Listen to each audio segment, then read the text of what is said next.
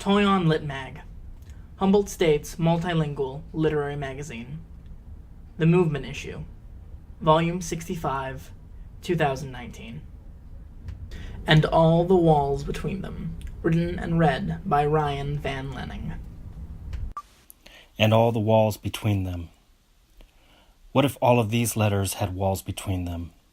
How difficult would it be for them to come together and form the words they love? Or if the smallest letters were separated from the bigger words, A, E, E, A, E. How hard would it be for whole poems to come into being without the vowels who just want to play? Would they be outlawed for threatening a new way of living together? And what if one letter believed it was superior to all the others and didn't even notice that it started every word? And imagine if some words were put in boxes and cages for random traits, like how many syllables or what alphabet they're from, or what they rhymed with or didn't rhyme with. Like cash or white. Words like right would be all right, but words like justice and color just might be left out altogether. And what if some letters were simply not allowed to exist because of the color of their sound and simply shot on sight? What kind of language would that be? Dépaysement, written and read by David Holper. Dépaysement is French. It's a noun, and it means the feeling one gets of not being in one's own country, of being a foreigner. After the plane lands, or the ship docks, or the train has carried you over a border in the dead of night, you may find yourself waking early, strolling along a strange avenue, noticing how the light settles differently here than the angle you never noticed at home. Or perhaps the coffee tastes like memory. Or just maybe, when the sycamore leaves fall, they drift earthwards, as if the earth called them by their true names. Dahlia Noir, written and read by Erica Adelina Andrews. Welcome to womanhood! Admission granted after you sound his dictation slowly, weighing the depths of his command. Tell me, who does this pussy belong to? You don't know how to answer. You have become the master of baiting the desire of men whose fever is permanent illness to the jungle of your thighs. Forced to swallow the dark abyss of white secrets made custom for the deep of your throat. You've become numb. How does it feel to be made dog in this style of oppression? Dahlia Noir, do you ever gaze upon your midnight skin wishing it to lily-white safety? A safety that does not exist for flowers that are required to grow without water. Yes Girls 2, written and read by Asha Galindo. I took the doors off my closet and expanded my room by another 2 by 4 foot rectangle. My closet didn't have clothes, but I had a collection of small plush animals and cartoon characters on a little chair inside and a big cube where I kept my collection of Rolling Stone magazines. On top of the big cube, I had my own TV VCR combo that I had bought for myself after an entire summer babysitting my cousin Stevie. My uncle had paid me about $50 a week to watch him. It was pretty good money for a teenager. At most, I had to argue with a 7-year-old about eating his mac and cheese before buying a big stick from the ice cream man, and keep him from carrying a purse when he played dress up with my little sisters. My mom was okay with his wearing dresses, but the purse was too much. Mijo, here's a backpack. Like most 16-year-olds who earned $50 a week babysitting their spoiled cousin, I considered myself grown and only a boarder in my parents' house. I enjoyed the modern cosmopolitan convenience of independent study from a local charter school and a doorknob with a key. I used part of the money I earned over the summer to buy it so that no one can go in my room and rifle through my stuffed animals and rock magazines. Not that I left very often. The lock was almost strictly used from the inside. Since I didn't have my own closet to hide secrets, I used my parents' instead. There I found the teal metal box filled with VHS tapes, some with handwritten labels, Sex and the Single Girl, Hot to Trot, and my fave, Gorilla Girls. I had already long discovered the joys of masturbation, humping the rails of my daybed or pushing the mound under my underwear in a way that felt nice, like scratching something bumping under the skin. Budding sexuality. I wasn't so innocent that I didn't know what the tapes were. I took them one at a time into my closet, flipped the lock, and watched them with the sound level at 1. Loud enough to hear the moans, but low enough that no one outside my closet could. I felt dirty afterward.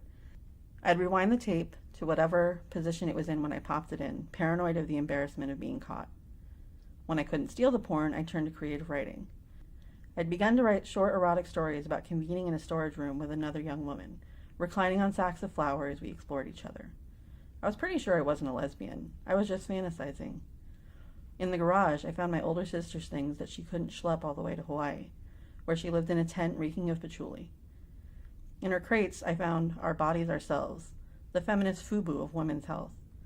I was interested in the chapters on sexuality, including frank discussions of masturbation and even personal testimonies from women and their fantasies. My pulse raced as I read about women who desired men, women with strap-ons, men and women at the same time, and missionary sex. I masturbated to the testimonies too, making sure to put the volume back in the crate under the pile of old school work each time. Our Bodies Ourselves said that masturbation and fantasies were normal, and of course natural. I was a natural woman. I was validated. I was pretty sure it was a for adults only thing. The tapes belonged to my parents. I wasn't supposed to look at them. I still felt the guilt that secret thoughts entail, but at least I knew that some people knew I wasn't a weirdo, that I wasn't obsessed with sex. Of course, I wasn't grown enough to know that loving women outside of my closet wasn't as easy as fantasizing about them, and loving dudes was not as complicated, but just as difficult. I didn't know that just not mentioning it was the same thing as being closeted. The wide world of sexuality blew off my closet doors, but I still put a lock on the door to the outside. I sleep with the door open now. I'm not sure there's even a lock on my bedroom door. My closet still has no door, and my life spills out all over the house. The Wordsmith as Wordsmith in Shakespeare's As You Like It, by Jessica C. Lau, read by Dean Engel. Court against country, mind against body, even truth itself against fiction. In a play filled with dualities, perhaps none is so encompassing as that of action and passivity in William Shakespeare's As You Like It. As its characters struggled to impact and even define reality, this interplay of thought and action frames their interactions with the world, before being ultimately refined by Rosalind's synthesis of the two through language. In fact, as an intermediary between the mental and the physical, linguistic performance comes to claim greater creative power, of worlds, genders, bonds, than either. Indeed, in a work that delights in fiction as much as truth, Shakespeare's and his heroine's creations testify to the triumph of language in shaping reality more effectively than either crude action or ideas alone. Nowhere is the play's reproof of unacted thoughts or thoughtless action more stark than in the ineffectual extremes of Jacques and Touchstone. Dismissed by 19th century critic William Hazlitt as Shakespeare's only purely contemplative character, Jacques and his passive obsession with the abstract truth evoke a mock transcendence at the price of earthly bonds, like the love he deems Orlando's worst fault.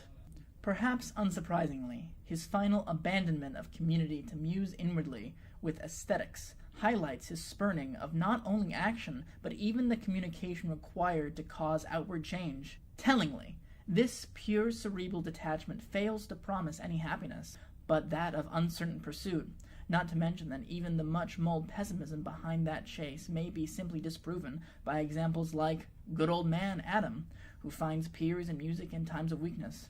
Contrasting such isolation in one's own mind, Shakespeare blasts the action-centered, less melancholy but vapidly physically alternative, in lines like Touchstone's, "From hour to hour we ripe and rot and rot."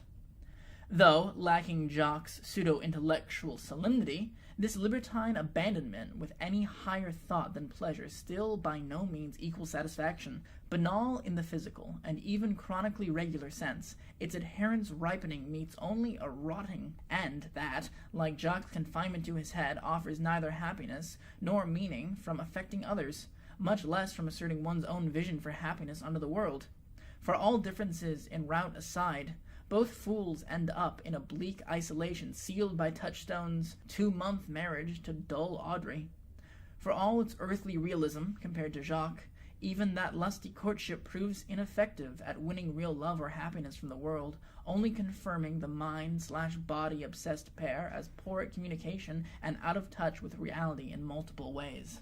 As much as the supporting cast fails to communicate or act on their surroundings, Rosalind excels at both tasks, and she reveals the play's inextricable link between the two in the process. Seen in her comparatively successful marriage and scorn at Touchstone's rotten idea of love, Rosalind's actions clearly hold more of both tactical thought and romantic ideals than those of the dissolute fool.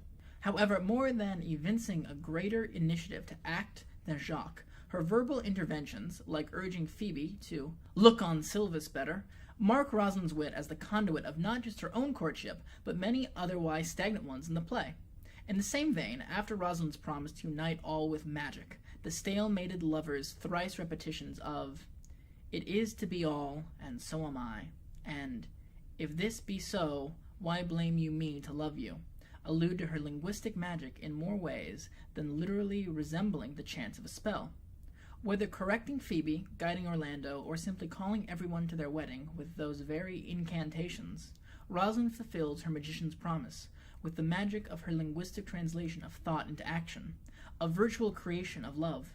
Thus, out of the streams of ascetic introspection and base action arises the synthesis of language. Limiting their mind or body, at the heart of As You Like It's duality, is this productive intermediary embodied by the witty and cross-dressing Rosalind. Interestingly, in Rosalind's veiled courtship of Orlando, that same creation of love parallels her words' creation of entire genders and identities. Just as her speech represents both union and translation of idea into action, her verbal ruses as the male Ganymede draw on ideas of gender construction to reinforce her depiction of language's creative power. From her first donning of male disguise, Rosalind's observation of how mannish cowards derive masculinity from swashing and martial outsides introduces the idea of manhood as an act. Indeed, mirroring Shakespeare's own creation of Arden and the play itself, gender, like many relationships in the story, becomes something of a linguistic product that Rosalind creates and maintains with characteristic verbal finesse, bidding all to "call me Ganymede" before advising lovers through her male identity. In fact, though some may dismiss her creation of gender as more image-based than word, Rosalind's traitorously pretty form of Ganymede mitigates any physical presentation's contribution to her ruse. In this way, just as her verbal facility of love testifies to the power of language, so too does Rosalind's creation of a male identity illustrate the power of words to build entire aesthetic realities. Of course, if to act is also to be perceived and judged, it follows that the audience, too, has a voice in the moral judgment of any performance. As You Like It proves no exception. In the realm of Arden, however, there is no truth or lie scrutinized as closely as the freedom of creation itself. After all, when linguistic performance can create a new reality, the need to choose between reality and fantasy is diminished in a sense. Thomas McFarland of Shakespeare's pastoral comedy characterizes love as a mistaking of reality. But in a play that offers few consequences to penalize such a mistake, one may just as well have crafted a new reality instead to enjoy. From Touchstone's celebration of the truest poetry as the most feigning, or feigning, preferable to this entire work of fiction's endurance in the modern canon, the idea of creation as great, a trait perhaps less debatable than its virtue, abound in nearly every judgment around the play. Indeed, when the curtain drops, regardless of Shakespeare's or Ganymede's success at a form of world-building, one might say that As You Like It celebrates fantasy not in literally becoming reality, but in being created to be indulged at all. For the bibliography of this piece, please consult the Toyon's website. Departure. Written and read by Kimberly Lee.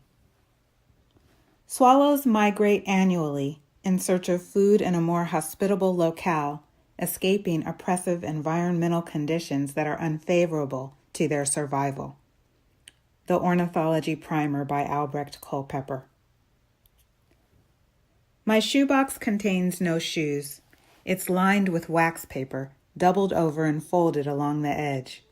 Food for the colored train car. 3 pieces of fried chicken, 3 biscuits, corn on the cob, 2 slices of pound cake. The girls have boxes too. Carrie wanted drumsticks, like most children. I gave her 2 plus a thigh. The whole thing was Noah's idea. He came home one night from the field with a wrinkled flyer, California jobs for Negroes. A few of his buddies were going. He wanted to go, see what it was, get settled, set everything up. In 1 month's time, I would follow him out there with the girls. Noah is a proud man, maybe too proud, but I like that. He looks every man straight in the eye, no matter what the color. He talks back, stands firm on his feet. I've heard the word as we pass by on the road. Uppity. The night riders know who he is, where we live. They came by our house and he raised his shotgun, shot high into the air. No one was hurt, but I knew that if he stayed, he would be. He left town deep in the night. Noah said he first noticed me on a Palm Sunday. I was in the choir stand singing I'll Fly Away. He said it wasn't his favorite hymn then, but it is now. Do birds fly at night? I'm sure some do, when they need to. Swallows quickly adapt to their habitat at the migratory site, thriving on abundant food sources and congenial surroundings. This newfound stability serves to instigate participation in typical avian behaviors such as nesting and preening. The Ornithology Primer by Albrecht Culpeper. Back home, I taught in the woods, one big room.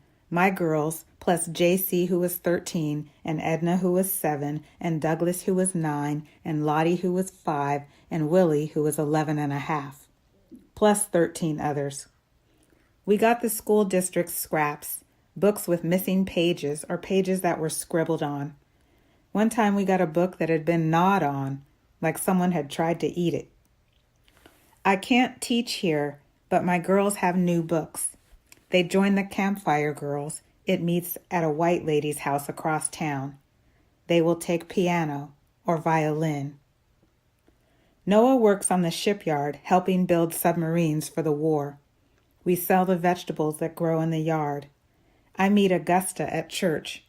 It's my turn to bring home a crinkly flyer, Women Needed for War Effort. I arrive on my first day, my hair freshly pressed. Augusta gives me one look and hightails it to her locker. She returns and wraps the scarf around my head, then nods at the helmet in my hands. I put it on and get to work. The air is different here, lighter. It could be that I've never been this close to an ocean, never felt the calm mist tickling my skin. Or maybe this is what it feels like to breathe easy and free. Genetic factors and instinctual knowledge are believed to produce a signal, prompting swallows to return to their original home site when conditions are conducive to their existence. The Ornithology Primer by Albrecht Culpeper. I go back just one time with the girls for my grandmother's funeral. We step off the train and the air settles on my shoulders as if it is full of burdens looking for a fresh place to land. I need a hat for the service. Nervous, I jangle change around in my hands, waiting for the bus. I step up and pay the fare, then step off and go to the middle door, closest to the colored section. Carrie points to Maddie as I sit down. She's sitting just behind the driver, not noticing the ugly stares coming her way. I get her and bring her to the back. Now I know why I was nervous.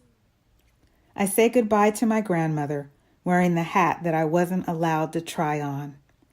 We board the train home to a place where we will not be asked to live a lesser life. Soft Bellies Made of Flesh and Stone and Oodles of Love by Christian Riley. Read by Dean Engel. Our first child we named Hazel. She is sweet as clay, and when she cries I hear the sound of distant thunder, followed by the displacement of moist gravel. She cannot walk yet, but already she has learned to explore the world with her hands and possibly her mind. I sense this in her actions, such as when she moves her body toward the east as the morning sun rises, or when she laughs while playfully throwing sand and pebbles high into the air. Her skin has the feel of chipped granite, with the exception of her stomach, which is soft as soapstone. This lovely child preceded our second and last child, Milo. In every way he is identical to his sister, excluding his cry, which is almost always sudden and distressing. It's as if Milo knows he is in constant threat of being crushed under the weight of the world, or under the weight of his own making. Both of my children were born faceless, save for a mouth, They have no eyes or nose or even ears for that matter, nor do they have any hair. Their bodies are clean slates of stone with soft, fleshy stomachs, a single characteristic that I still find puzzling. But what would life be without something to ponder? I tell myself this every day as I blindly brush my cheek against their soft bellies and feel the warmth in their pulsing lives. I have come to learn that there is much to see when one's eyes have been sewn shut. Before my 30th birthday, I voluntarily did this. I used a fishbone needle and catgut thread and closed them up. I was tired of seeing the world spin around me, with me somehow in the center of the universe, for all that did not matter. I found the vertigo of my life impossible to bear. It was stifling. I couldn't breathe. Watching the world spin through the motions of its expectations kept me feeling suffocated and nauseous. So what else was I to do? I put an end to the madness, that's what I did. And only then did I find the beat to my heart. So then, does it really matter how we made our children? I am asked the same thing over and over. How is it that you made babies with that? Their words never left unsaid, insufferable words with insufferable tones, quick to make my ears bleed. Does it matter? I would reply. And then, somewhere, an echo in the clouds, perhaps. Does it? Does anything matter when a bond is sealed by unadulterated affection? Does it matter when there is love between two separate yet consenting species? A love that is pressed together and cemented through the fissure of flesh and stone, of dust and blood. I had to learn how to walk again, blind and all. It's true what they say, your other senses picking up the slack where your eyes had left off. I got real good with using my hands, my sense of touch. I felt my way into this world now, my fingers and elbows and shoulders pushing and gliding a path through obstacles. The world feels different, somehow. It has always felt this way, I suppose, but one never knows how anything truly feels when their eyes are holding them up, crutch-like. It's a strange sensation, a true perspective, when you have to align your feelings, and your feelings, well, they draw a path straight to your heart. Sure, I have my other senses, but stone doesn't have much of an odor, and you certainly can't hear it. You can feel it, though, and you can taste it. Is it an acquired taste? One might ask. I wouldn't know. I've been in love with the flavor since the moment I pressed my tongue onto it. But the world, it is different now from anything I have discovered. Of this I am certain. And with this knowledge now buried under my skin, every day that passes is a blessed reassurance, a confirmation of the day in which I closed the world up. I will never go back, content as I am. That said, there is a bitter agony that plays unto my mind's eye, and this agony is called memory. Memory, in this case, is the jaded images that my eyes have left with me. These orbs are relentless, so it seems. While left incapacitated, they still see. They have left their marks on me 1,000 times over, and it is an endless war to defeat the impressions burned into my mind. Because of this, I almost let slip by all that is beautiful. My hands were the first to discover him, and I am thankful for that. Through my other senses, I already gathered a clear understanding of the surrounding atmosphere. I heard the chorus of songbirds acquainted only with the quiet breast of solitude. I smelled a labyrinth of pine trees. With my skin, I felt the rawness of the land. I was on the outskirts, perhaps, or maybe deep in the wilderness. Does it matter? And when, perchance, my hands brushed across his chest, chiseled muscles and the rough texture of such flesh, I became enthralled. With fingers I found his face, discovered its impressions and features, and his everlasting expression. With body I explored his angles and curves. I sensed his loneliness, too, and immediately understood this as our first form of cohesion. There have never been any words spoken between us. Such beauty therein lies, and I refrained from hauling his stone masterpiece home with me, more out of respect than a statement of complication. He does not even have a name. But every day I am with this piece of earth, and every day they come and watch as we admire our creations. Nothing about any of this has been simple, despite my sometimes euphoric tone. It is not easy to seal away one's vision, and it is more difficult to transpire among a world while left sightless. Even worse is the effort to overcome the inherent stigmas that have risen against my bold actions. Apparently not one soul has understood my choice to close my eyes against the world, and, as of yet, so it seems, no one has embraced a marriage between the animate and the inanimate. Most of the world remains perplexed, roaming with their deceitful eyes, speechless, albeit curious, over the oddities of my life. The irony is that those who have been closest to me are the ones who accept my choices the least. Strangers who are quick to lay out such wide distances at once become symbolic to the acknowledgement of my marriage, for better or for worse. But my family calls me a freak. They announce my relationship as an act of blasphemy. Our children, abominations. "How can you treat me like this?" I had once asked. "How can you treat them like this?" "Does it matter? Now that you are dead to us," was their reply. "As dead as that rock you profess to love, as dead as those lumps of mud you hold dearly. Does it matter?" At first I tried to change their minds. I tried to make them understand. I said, "Listen to their small voices, listen to them cry." And then I tried to make them feel. I pushed my children into their arms and said, "Here, hold them. Hold your family against your chest. Feel their heartbeats. Feel their soft stomachs which lift and drop the same as yours. Feel them. Feel their lives." At first, I tried. But eventually their rejections brought pain unto my children. Around such family, Hazel would become stiff as her father, immobilized for want of self-preservation, perhaps. I would hold her, and she would sit in my lap and wait, her body positioned outward, as if she could see and hear and even smell the anger working the air around her. But I knew she could feel it. And then Milo, he would just cry.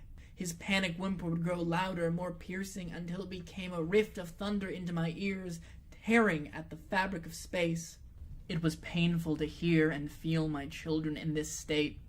When I began to understand how they reacted to such hatred, to the words spoken between adults, I was at once reminded of why I closed my eyes against the world, and, like I had done before, with ritualistic fervor, I took desperate measure into my hands, and I smeared its yellow entrails over my face and across my chest, into my mouth and ears, and then I murdered my family, the same as they did to me.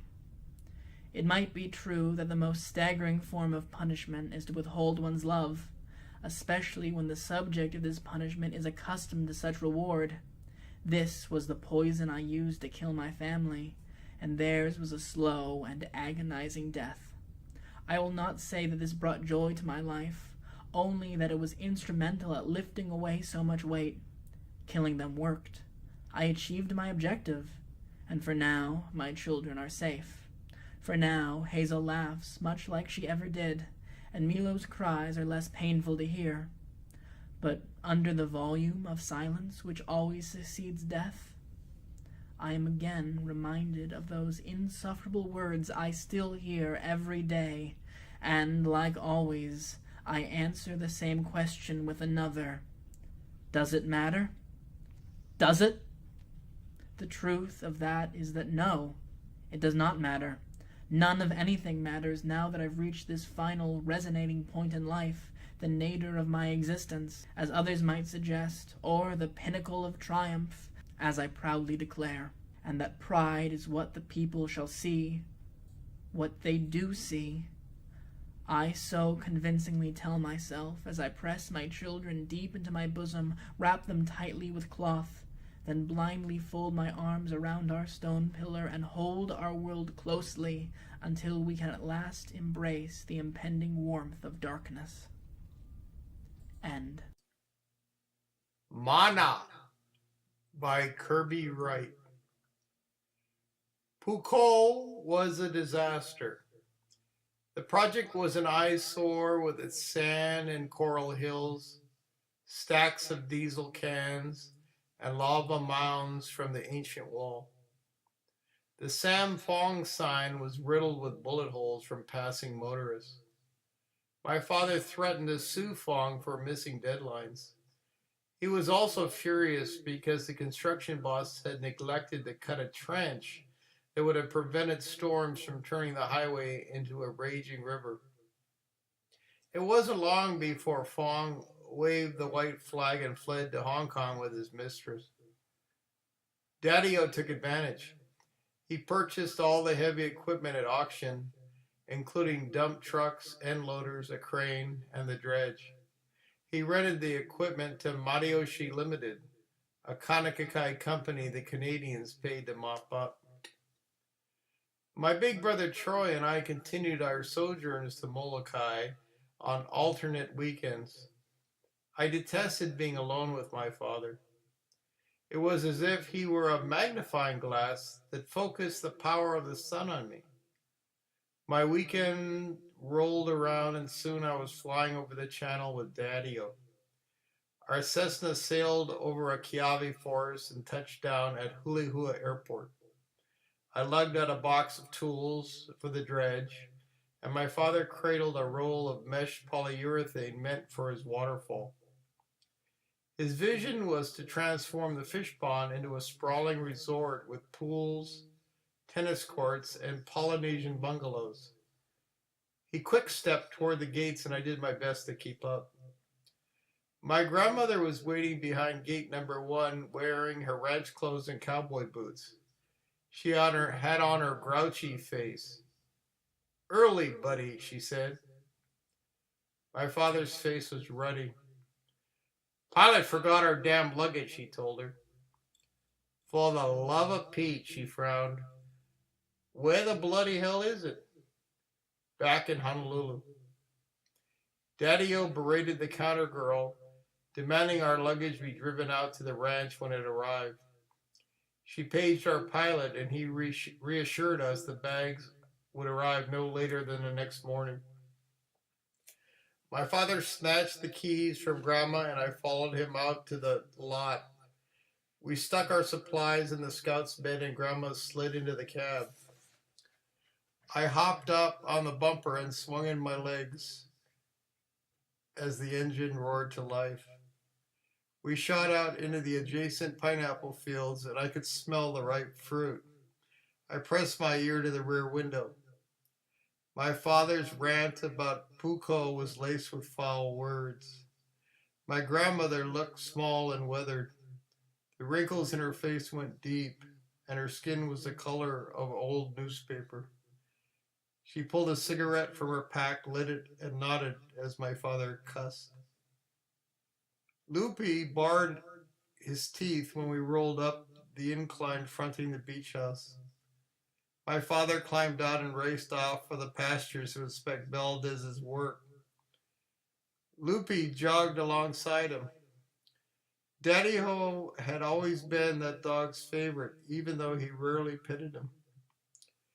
I followed my grandmother in. She had me wait in the parlor and disappeared into her bedroom. She returned wearing a house dress made of thin yellow fabric and white terry cloth slippers. "Need help in the kitchen, Peanut," she called. I broke ice cubes free of their trays and poured kibble from a bag into a plastic garbage can. "Weak as a bloody cat," she said, handing me a pickle jar she couldn't open. I wonder if her decline coincided with signing over her land to my father in exchange for his promise of $500 a month. I figured she felt guilty for not splitting her ahupua'a equally between her boys. Daddy-O joined us in the kitchen. "Your Valdez is one lazy bugger," he told his mother. He rifled through the cupboards and gave Grandma a tongue lashing for not buying enough gin. He scolded her for being too lenient with Valdez. She remained silent. She told me his tirades were just blowing off steam, and said she learned the hard way to never challenge him. After chop suey on the lanai, we retreated to the parlor. This was the largest room in the beach house, one doubling as a living room and guest bedroom. It was decorated with an eclectic mix of art, everything from copper Chinese cistern to hand-stitched murals of peacocks and roosters. A color TV played "This is Tom Jones" against the far wall. I sprawled out on the punai that I once shared with Grandma and my brother, small kid time. Daddy-O dropped into his lazy boy. He swilled a martini from a glass resting on an end table with a marble top. Grandma sat on a cushioned chair on the western side of her picture frame window. Every morning she'd camp here and survey the pasture land up to the red scar of road that led to her mountain house. I knew she didn't like me much because she felt my mother had spoiled me. She'd enjoyed telling me stories about my father's horrific childhood when he wasn't in earshot, things he'd admitted during his boyhood summers with her. Perhaps she felt that by sharing his agonies, I'd wake up and vow to be more like him. Grandma smoked through a chrome holder. She had to suck hard to fill her lungs with smoke because a filter captured most of the tar and nicotine. She made up for the lost drug by lighting up more. She tapped her cigarette against the copper can on the table and knocked the ashes off. "Why aren't you in the Olympics, Kirby?" she asked. "I'm lousy at sports." My father shook his glass and the cubes rattled. "Ha!" he said. "I know the real reason." "What's that, buddy?" "Kid's got a lazy streak a mile wide." My grandmother dangled her holder down between puffs. "Heard your grades are terrible," she told me. "Well, I get B's and C's." "Don't you study?" "Yeah, I study lots." Daddy-O lifted his legs and farted. "No good college would want him." "Christ, what'll the kid do?" "Become a clerk." I sat up on the punai. "What do clerks make?" "Nothing," Daddy-O answered. "Isn't Mom's brother a clerk at Mass Envelope?" "Yeah. That's why your Uncle Harold lives in a tiny apartment with no family and only a cat for company. He constantly begs your mother for money." Grandma tapped more ashes in the can. "Poor Peanut won't have a pot to pee in." They loved teeing off on me. I don't know what inspired their humiliation game about me, but I guess it had happened to them when they were kids. It must have made them feel good running me down. Grandma switched gears. She accused my brother Troy of being a Pakalolo fiend because his eyes were always glassy when he was up. "How's that big horse?" she asked, referring to my mother. She called my kid sis Jen a skeleton and said she'd heard the big horse drag the little skeleton all over town to shop. Daddy-O never challenged these attacks. Instead, he called Troy a bum and a mahu, and my mother a shopaholic. He told Grandma that Jen ate with her mouth open and smacked her lips like a pig. Grandma sucked hard. She blew out a cloud of smoke from her nose, and it rolled over the table. Saturday was always barbecue day. My father told me to stand and watch over the hibachi after lighting the fire. The LA Rams, my favorite team, were playing his San Francisco 49ers. We just returned from Puco. Going to the project was excruciating because all Daddy-O did was hunt down problems. He discovered a dredge with a shattered steel jaw, drums leaking diesel, and that the ditch hadn't been cut deep enough to prevent runoff from leaking onto the public road. I snuck onto the lanai and peeked in at the game through the screen door. Daddy-O was gulping Miller's High Life in his lazy boy while Grandma sat in her usual spot by the window. The 49ers fumbled and the Rams recovered. Christ's sakes, Grandma said. That Brody's got butterfingers. Go Rammies, I cheered. Daddy-O turned. Told you to watch that fire. It'll be okay. Get back out there. Why? I can watch the game and the fire at the same time. You heard me, Kirby. Listen to your father, Peanut, Grandma Ward. My heart pounded.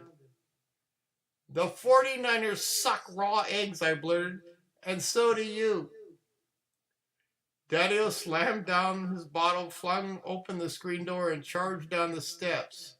I escaped through an open storm window as he charged for the back door. I fell when my rubber slipper struck a root. My father lunged at me, but I rolled away and got to my feet. I sprinted through the Naupaka. Loopy ran beside me down to the beach while my father plowed through the Naupaka. He gave chase over the sand. Stop, Daddy-O said. You goddamn coward. I quit running. I was 14 and small for my age, but the time had come. I spotted a thick kiabi branch lined with thorns, picked it up, and swung it like a bat. Let's go, Daddy-O. My father stopped 10 feet away and was breathing hard. We were about the same height, but he outweighed me by a good 40 pounds. Most of his extra weight was fat, not muscle. His glasses slipped down over his nose and he pushed them back. He looked vulnerable in an undershirt with holes, stained shorts, and an old man leather sandals. He straightened his back. I'll put that down, Kirby, he said. That's not a fair fight. What's not fair? You're bigger than me. Hit me with that and I'll lambaste you. I swung viciously. Come and get some. He spun around and headed back. Look who's the coward now, I called. He parted the Naupaka and disappeared into the smoke rising off the hibachi. I stuck my slippers on a boulder and dug my toes in the warm sand. I ached for a showdown. I wanted to go back in time and beef my father when we were both 14. Instead of boxing or wrestling, we'd fight to the death in a steel cage. I threw down the kiabi, picked up my slippers, and headed east. Loopy came with me. The high tide line was marked by limu, shards of plastic, and broken shells. Sand fleas jumped up on my bare legs. I hated myself. If only I could run strong and feel free, unencumbered by self-doubt and unfulfilled longings. I wanted to be bright and worth something, not trapped between boy and man. I was half man, a soul struggling to make sense of the world by learning how to fight back. I wished it was the 21st century and my teen years were far behind me. Would I ever marry? I didn't want to end up alone and living by the sea. If I was meant to live a life without love, I vowed to move to a big city like New York so I could be a stranger to everyone. Part of me had broken away from my father, the part that knew he hated me. Loopy chased after a plover. The bird flew along the shore before heading out to sea. A cigar-shaped bar of sand lay warm and dry above the waves spilling over the reef. I knew the bar would soon be gone, but I liked how it defied the rising tide. I followed the edge of the ironwood forest east to Kainalo Stream, where a sand wedge dammed its mouth. An aquamarine channel reached into the harbor and cut through the reef. This is where fresh water seeped into the ocean and killed the coral. Sharks and ulua followed it to reach the small fish schooling in the shallows. I waded out to the sandbar and gazed back as tiny waves erased my prints. I frightened the blue crab on the bar that spread its claws. Here was the magic spot, the place my father had me drop my bait all those years ago, the day I pulled in the big ulua. I returned to shore. Looping whined through his nose and trotted home. I put on my slippers and entered the forest. Needles and tiny pine cones crunched beneath me. I spotted a boy and a girl on the banks of the stream. He dipped his spear in the tea-colored water. No more fish low tide, said the girl. Only get crab. We go reef, the boy suggested. I reached Chipper's shack, a collection of driftwood, irregular pieces of lumber, and corrugated steel panels orange with rust. He'd owned Halikai Waikapu in the beginning, but lost his kala, chasing women and binging on booze. Grandma had made the mortgage payments from money earned driving cattle and weaving lauhala. The divorce papers had given her all the land in exchange for Chipper's life estate and enough money for a house.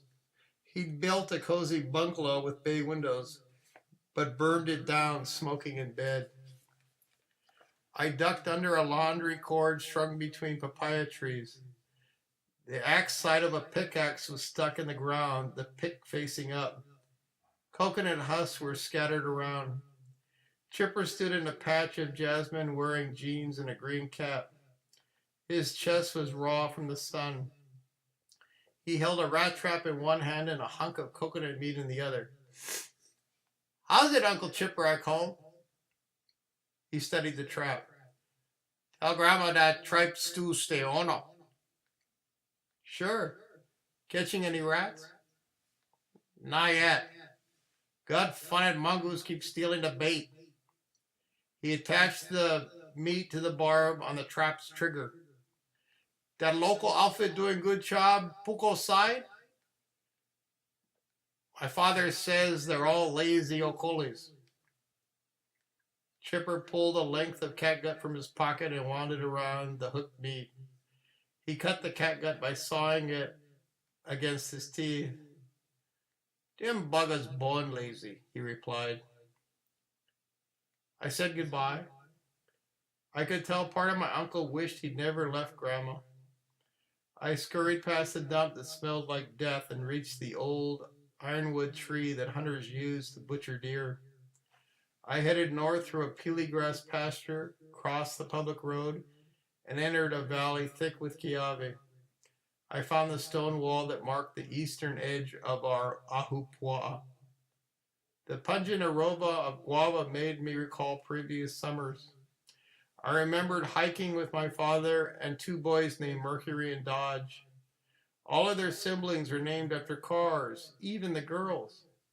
The boys had led us up to the falls and hiked back down with us. They'd been great escorts.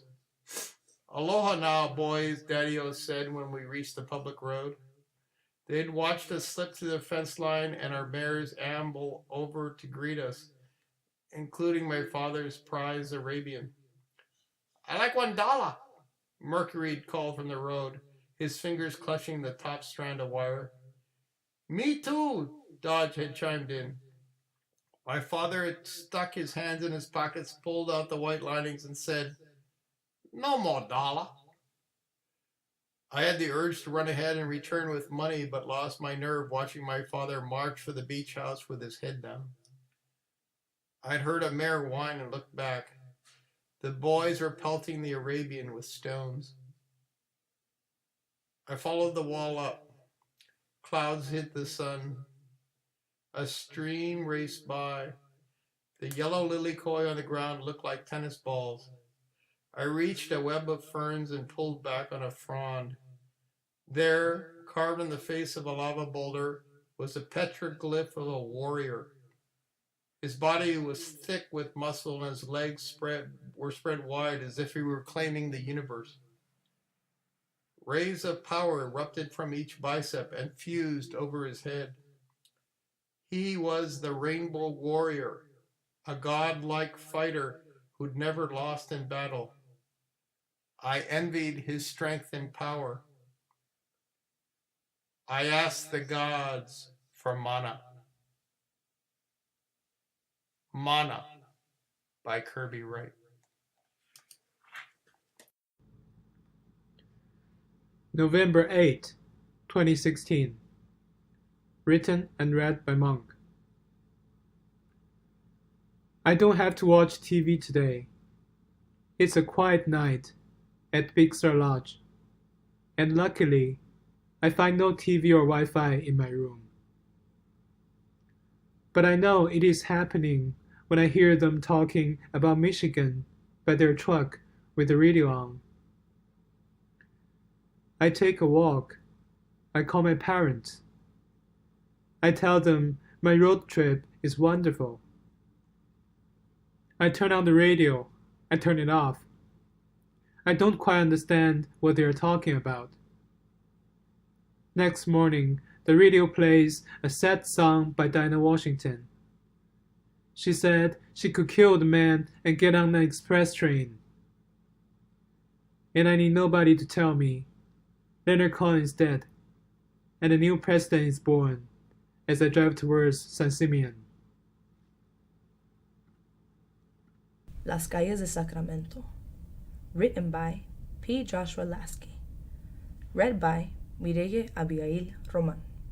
Necesito oír a los espíritus y a la historia de los espíritus, que frecuentan los lugares mismos que yo frecuento, para parecerme en este lugar, yo mismo, para vivir, para morar, para trasladarme por los caminos y los callejones, como una vez lo hicieron, para trasladarles los cuentos de la manera en lo que llegamos a la confluencia, como una vez lo hicieron, para trasladarlesme la sombra de los fantasmas, como una vez lo hicieron, para vivir, para morar, para dejarles esta morada a los alejados y queridos, para ser humano a los que después frecuenten los lugares mismos que yo frecuento, a las almas gemelas que después oirán después que yo oigo, a los espíritus, a la historia de los espíritus, para vivir, para morar.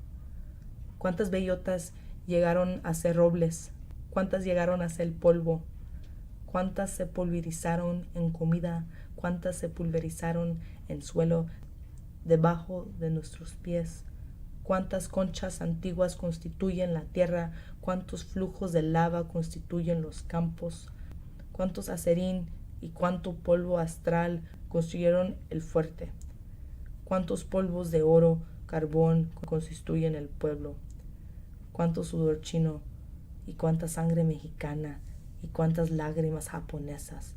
¿Cuántos mayores licenciados y mineros cobrados de más? ¿Y cuántos vastajos y esclavos agotados? ¿Cuánto cautiverio y cuánto drenaje? ¿Cuántos ponis de carne y cabello de hierro, jadenado y soplado, para cultivar almendras y aceitunas y naranjas, para rapar el arroz, para producir tomates, para generar generaciones? ¿Cuántos Miwok andaban por aquí? ¿Cuántos Maudú se conformaban con acá? ¿Cuántas carretadas y barzadas y monturas y suelos se gastaban y se desgastaban para crear espíritus y la historia y una historia de espíritus? Para vivir, para morar, necesito oír, necesito hacerlo en este lugar. Assassination Nation by Donald Arrington. It's just 50 years since they murdered Bobby Kennedy and Martin Luther King Jr. for trying to help the poor, the brown, the oppressed, workers, victims of war. And people wonder why things are the way that they are. Why homeless camps and foreclosures, medical bills, police shootings, school shootings, mental health crises, epidemic addiction, rape of bodies and land. Why corporations get tax cuts and bonuses while school lunch and music, education, hunger programs get cut. How nobody really gives a shit unless they're hurting, feeling pain, the strain of economic insecurity. People wonder why, say, it's 2019, aren't we supposed to be past this by now? I can't believe this could be happening. Nazis in the street, KKK viral tweets.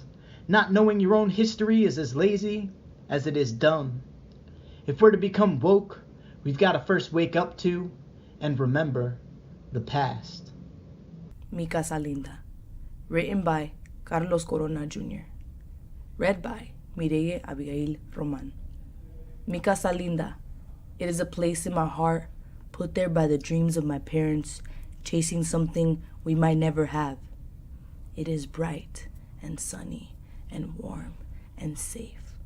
No more moving or running, no more going place to place. Mi casa no existe. Yo soy el moreno correteado de casa a casa, apartamento a apartamento, despreciado por mi color, odiado por mi orgullo, nunca parando de reconocer de dónde soy, ni quién yo soy.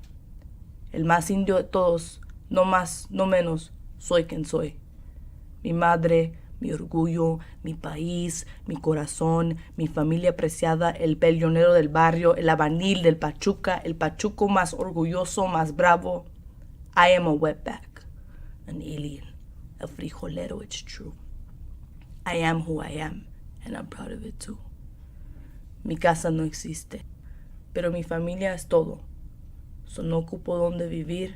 Si mi familia está conmigo, yo feliz. Crossing Boundaries by Andriana Zawinski. Performed by Andre Carrillo. We tip wine glasses to Paris, Bastille Day.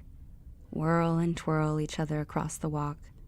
Swing into the street, two women travelers, smiling and laughing until the hems of our skirts are singed by firecrackers tossed at our feet, by men demanding dances we would not give. Women in hijabs pull us into a cloistered corner of sisters inside La Belle Équipe and circle us, show us how to position hands, stretch out arms, as if to push away looming shadows of their guardians and husbands, crossing boundaries of differences for what we share. Where years later extremists with Kalashnikovs would spray bullets into the crowd along that same Rue de la Charonne, a sidewalk to turn altar of flowers, candles, sentiments, and tears. Women embracing each other, trying to hold the world together in courage and fear. La Porta d'Oro by Christina H. Dunbar, read by Brianna Fergus. Joseph woke up with an earth-shattering clap of thunder. Mio Dio in cielo, cried his father, lying next to him. Despite having 4 members of the family, there were only 2 beds for the several-week trip from Sicily to New York City. Joseph sat upright, knocking his head on the bunk over him with an audible thud. Merda, he muttered under his breath, only to receive a slap across the back for swearing. He twisted his legs over the pathetic cushion they called a bed and looked up. His little brother was puking in the bucket due to the rocking of the boat. The sound of retching was not as bad as the metallic clinging of the sick splattering on the bottom. It was rank and smelt of spoiled goat's milk. Joseph was intimately aware of the smell because long ago left a jug out in the sun for several days. He had paid for it with a beating to his backside from his mother's rolling pin. Vado a fare una passeggiata, he called out over his shoulder at his feet, rested on the damp floor. It was hard to tell if the floor was moist because of a leak, bodily fluids, or a combination of the two. Soothing his internal reflexes, he pretended he was walking on the beach instead. Pacing the ship at night was idyllic. You got to see everyone when they were in their most vulnerable state, small, alone, and sleeping. Even the biggest bully on the ship, a former mafiso, uno ocio, slept like a little boy, but he did keep his hands on a visible gun. Tonight it quickly became obvious that not everyone was finding rest. The water was choppy, leaning the boat violently one way or the other. The loud clanging of what sounded like hail-sized raindrops made such a cacophony it could drive a man. Several children were up lighting matches trying to play cards or jacks without waking their parents. A slight boy who was an outcast by the others for his strawberry-marked face played a ball against a wall alone. Questo el marchio del diavolo, he had heard his father say under his breath when he first observed him at the docks. Pity swelled in his heart for the poor child. He knew what it was like to be alone. Joseph dared not talk to him for fear of experiencing a beating worse than a sleepy assault on the back. Wincing at the thought of it, he moved on. Further along, the smells of sounds of other passengers throwing up or shitting themselves were pungent and clear. One frail older man who had been sweating for 2 days straight was crying to God for land. He was doing this trip alone, sent for by his son. He was lucky. It was not unusual for split families to never see each other again. A woman with her head buried under a black scarf was crying silently for a lost child. The baby once had an insatiable cry that pierced the air at all hours. For days it screamed in pain, not taking milk or food. Joseph's own mother attempted one of her superstitious rituals on the baby. Stealing an egg from the pantry, she kneaded it along the child's body, begging God to remove the curse. It was useless, and a few days later the pathetic thing closed its mouth one last time. Quiet at last. The mother had held on to that corpse as long as she could, not willing to admit the child was dead. But a mutiny to throw it overboard had been successful. She asked for a priest to recite a blessing, but it was no use. The baby would not be buried in hollowed ground and would remain in purgatory forever. At least they didn't have to listen to it cry. They were all suffering on this journey to America. Cos'è l'America? Joe frequently thought to himself. No one they had known had ever come back from America, yet everyone wanted to go. He approached the end of the passenger's hold and sat on a soggy barrel. Out of a microscopic window he could see the moonlight peeking through the dense clouds. L'America è la terra della opportunità, his father had exclaimed when he initially told his family about it. In America, tutti possono trovare un lavoro. In America, non devi rispondere alla mafia. In America, possiamo avere la vita che Dio ha programmato per noi. America was the land God promised them, the land where they could work and not pay the mafia for protection because the police would defend them, where no one would discriminate against them for being Sicilian. Yet what they had to do to get to America, scraping up every lira they could find, selling off their animals and possessions, performing risky jobs for mafiosos for payment, even though they could die merely trying to immigrate. Non ho mai visto un foto dell'America, Joseph thought. If he had never seen it, how could he know it was real and not mythical? Joseph stood up and sketched. The waters were calming, and maybe now he could get some sleep. As he turned, a small glint flashed in the slice of moonlight from the window. A coin tinkled from underneath the edge of the barrel. He assumed it must have been left there from a previous group of people. Picking it up, he realized he'd never seen this type of money before. So many people were traveling, taking to the seas to find their future. It could have been from anywhere. Rotating in his head, he read, United States of America. His first piece of American money. Pocketing it, he headed down to the makeshift hallway in the hold. Everyone was slowly drifting off, except for the little boy with the ball. He sat with his head in his hands, looking somber. After surveying the area to see if anyone was looking, Joseph quickly bent to one knee and pulled out the American money. He forced the boy's head up and put the coin in his hand. Prodotti in America, he said with a wink. For the first time in the entirety of their journey, he saw the little boy smile. He rustled the cap on his head affectionately and went back to his bunk. Sliding onto the cushion softly, not to disturb the beast he shared it with, in America, he thought to himself. I bambini dimaccati possano campere dolci. Joseph struggled to catch his balance as he rocked on the top rotting stair on the way to the basement. The door slammed loudly, whacking him in the backside. Scrambling to find the door handle, he pushed back forcefully, but it was useless. He had already heard the haunting and unmistakable sound of his father latching the door behind him. The worst thing about the basement was the unnatural darkness that filled the room. The darkness occupied every inch of space. You could not escape it, and it was suffocating. He extended his hand and touched the exposed brick wall. He could tell where he was on the stairwell by the texture of the brick. Some were covered with a damp, smelly moss that formed from humidity. Others were bare, cold, and naked. Only the sounds that we could hear in the basement were the loud banging and the high-pitched hissing from the ever-faulty water heater. It had been designed to accommodate 20 tenants, not 60+. Even with his father's work and the boys dropping out of school for odd jobs, it was not enough to escape the squalor. In America, there was such abundance of laborers hired to do the jobs other people didn't want for less money. They were filthy immigrant laborers, as some politicians called them. Any hope they had of lessening racial tensions had long passed once they stepped off the boat. It was no longer the Italians versus the Sicilians. Now it was the Jews fighting the Poles, fighting the Irish, fighting the Italians for jobs. Joseph's father rapidly had to learn that America, they didn't care for you if you were Italian or Sicilian. They lumped you all together. One dream about America. Dead. His hand finally hit a notch he had carved in the crumbling brick a month ago, signaling the end of the descent. By running his hand down the wall, he gently withdrew a loose piece, wiggling free from a wedged box of matches and a lonely cigarette he had bought off a vagrant. He squatted low before lighting up. The taste caused him to feel sick but older, like an adult. "Thanks for the offer," came a voice from the back of the room. His little brother Pascal's neatly deep voice was still unnerving to hear. "Where are you?" Joseph asked. His eyes had not and would not adjust to the darkness. The embers from the end of the cigarette only made him more blind. "Near the table. Some hobo left a blanket here a few weeks back. Think it has bugs in it, but it's warm," Pat said nonchalantly. Joseph spun so he was facing the far wall and counted 5 steps before his toes hit the base of the water heater. Turning right, he walked 10 more paces before the table on the far side made direct contact with the middle of his femur. "Mincione fettuso," he said, stinging his leg. "You're getting too tall, Joe," said Pat. "Stronza," Joseph said back with a snap in his voice. Pascal laughed.